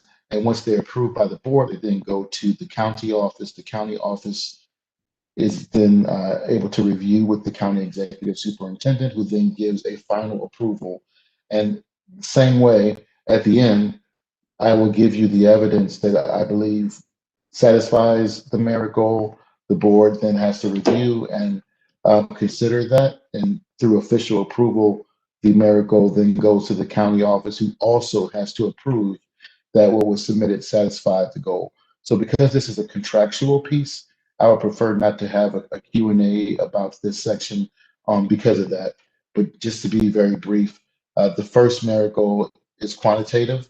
And again, some of these merit goals also speak to some of the previous district goals. They're more of a, they're kind of an extension from that, right? So again, understanding the importance of climate and culture of our schools that we just spoke about, and the impact of that on academic progress, mental health. The superintendent will lead a comprehensive multi-year process, which a goal of empirically improving the climate and culture of the schools in SOMSD, South Orange Maplewood School District. And as a result, as we spoke about a little bit earlier, we want to heighten our principals' awareness of climate and culture. Again, I won't insult you by reading to you, but you can see at the bottom of the screen here, what I put in bold is what the agreed upon what demonstrates success with this goal, right? So you would have artifacts that reflect an established process, the board report, which will be a part of you know what, I'll just read the second paragraph just to make it clear for everyone who may not be familiar. So I'll start right here. Implementation of this plan will include meeting with the building's Climate and Culture Committee quarterly, analyzing the baseline data from the initial surveys. The second survey will be contrasted with the initial survey provided with the principal and the committee data to create an action plan for next year. It also speaks about student disciplinary action, the HIB, SSDS, and all these different pieces that are part of a year-over-year comparison of data.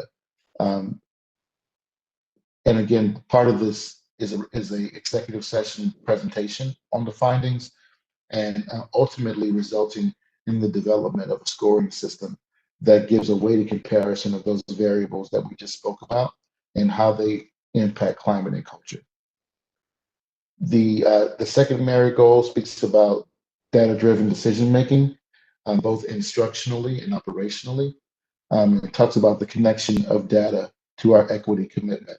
And again, as part of a multi-year process, the district's assistant superintendents under my direction will, within our newly launched central office of design, I'm sure everyone's aware of that, we're going to look at our district data warehouse and how it is impacting all these pieces that we spoke about again earlier, our PLCs, our IR&S process, to try and leverage our data warehouse and how its impact can get down to the granular student level.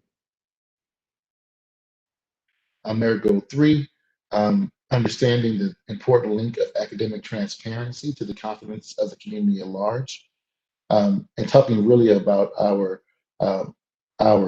parents and our prospective parents, right?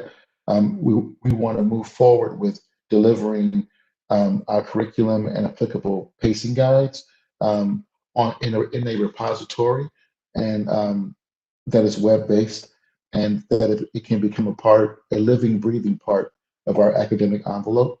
And of course, you know, the evidence is bolded below. This is the most lengthy goal, and it just speaks to the increasing of students who are enrolled in high-level math courses in a year-over-year comparison. Again, I think it's a couple of pages, so I won't read it to you. It's a very very involved goal that speaks to the results of a lot of the other work that we've seen and the work that we're going to look at right now. So again, forgive me for not reading all of this to you, but it just speaks to the students, increasing the percentage of students who are successful in these courses, students of color. And just to revisit this, the district goals were board approved on September 21st. The merit goals were board approved on October 19th. The executive superintendent of our county approved the merit goals on November the 4th. The mid-year evaluation that was discussed earlier was received on December the 9th. And the last day that the board and I must complete this process, if for nothing else, for our QSAC rating, is June 30th of 2021. If it's okay to our board president, can I just have a 3-minute little potty break? And I promise I'll be I'll be right back. Is that okay? All right. I'll Yeah. just pause Do we for need 1. to do any like a motion for recess or You could. exhibition or something? Why don't Yeah. we make a motion to end this? Why don't we make a motion? How about that? All right. All right. So we'll all be back, and let's make it 4 minutes, 10:28 p.m. and we'll resume at that time. Thank you, sir. All right.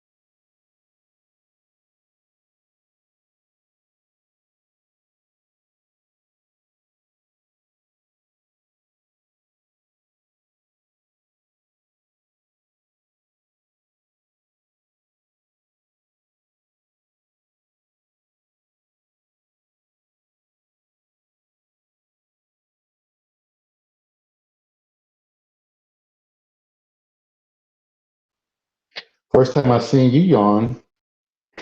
All right. I'm ready. It is now, it's at 28. I'll give it one more minute. As I see cameras pop back on, so I'll know people are back and ready. You know, I couldn't really leave. Let me take this opportunity to wish you a very speedy and healthy recovery. I know back issues are no fun. No. And hope you can. It would have taken me more than 4 minutes to make it there and back. So sadly, that's where I'm at right now. No fun, no fun. I've been there too. No fun at all. No, my poor husband and my child have had to pick up a lot of the tasks over the last week. Wait for the rest of our board members to come back here.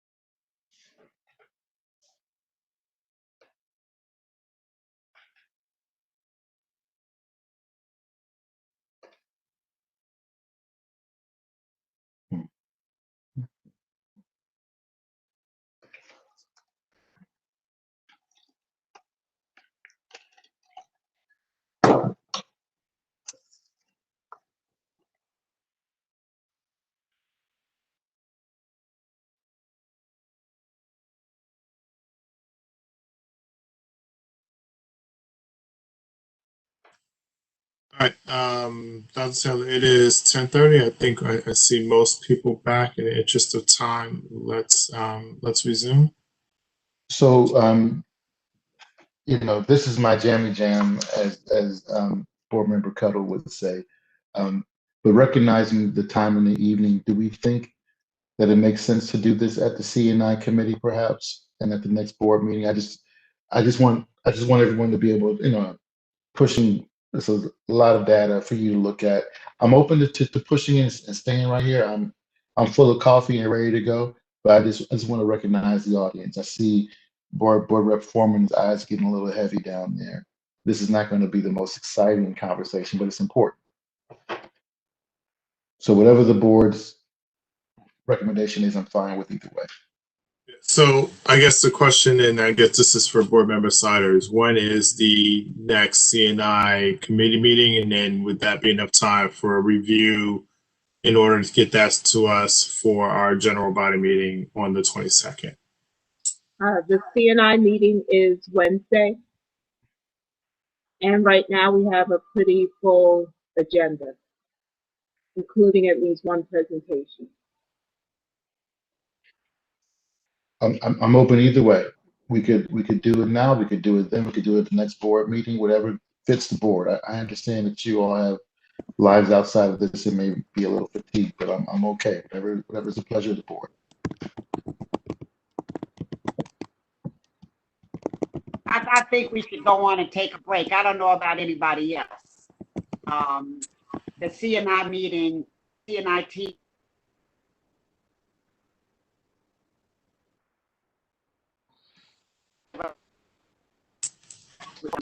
I'm not getting a lot of information here anyway. So, and I'm tired, quite frankly, people. And I like to have a clear mind when I'm thinking here. It's very, very difficult. I have my little coffee here too. What do you guys think? Everybody's silent. What do you think, Miss Foreman? You have school tomorrow.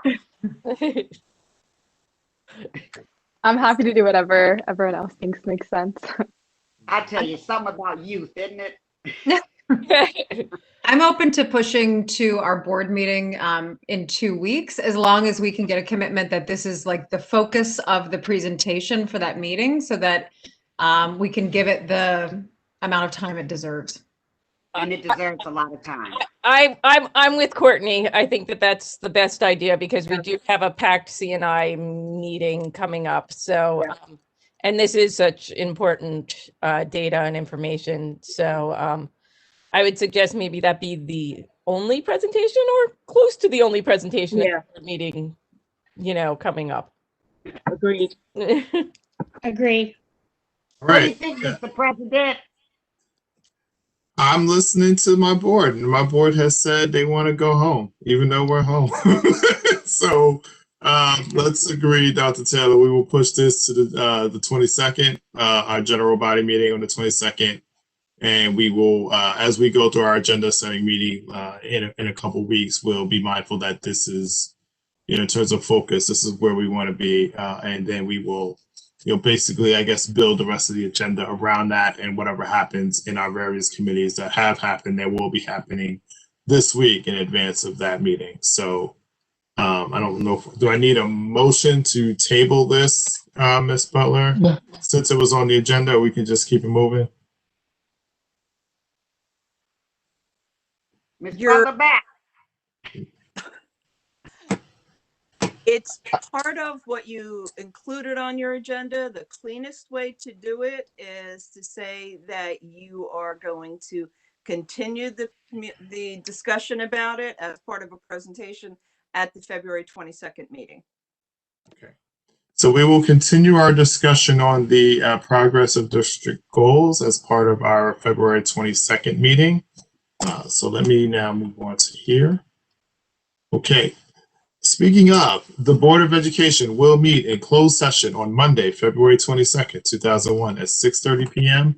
via our online video conference platform to discuss personnel and legal issues, negotiations, and other matters that will be announced at a later date. A meeting following said closed session, the Board of Education will meet in public session on Monday, February 22nd, 2021 at 7:30 p.m. using the online video conference platform. The community can view by meeting the following action steps, which will be listed on the agenda. And of course, action will be taken at that meeting. Can I have a second? Second. Thank you, Board Member Wright. All in favor? Just wait. Aye. That sounds great. Okay, thank you. And at 10:35 p.m. Eastern on Monday, February 8th. President Joshua, I'm sorry. Do we Yeah. have to do second public speaks? Oh, yeah. Okay, yeah, so let's do that. Do we, Mr. Bonds, we're now at the time for our second hearing of individuals and delegations, also known as public speaks. Mr. Bonds, do we have any additional submissions? I'm checking now. Okay. Nothing for the audio comments. And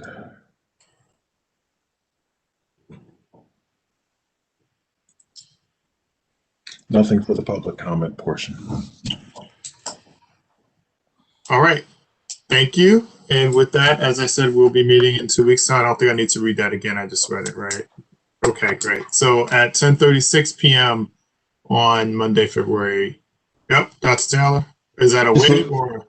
Just really quickly, just to let everyone know that I'll put in your Friday packet, and even, what you got today was a draft with some, so to clean a couple things up. I'll give you this version in your Friday packet just to review. And I also put at the back end a shout out to a couple of our board members who took the extra step to send me their information analysis of some of this data. So I'm happy to share that. So thank you.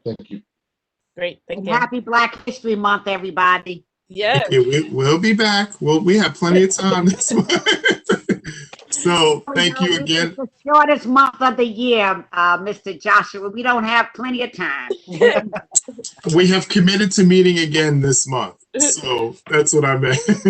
So thank you all. Of course, everybody, please wash your hands, social distance, wear a mask, everything we need to do to continue to battle through this pandemic. And we will see each other either in our respective committees and at the very latest 2 weeks from today. Have a wonderful evening, everybody, and stay safe. Thank you.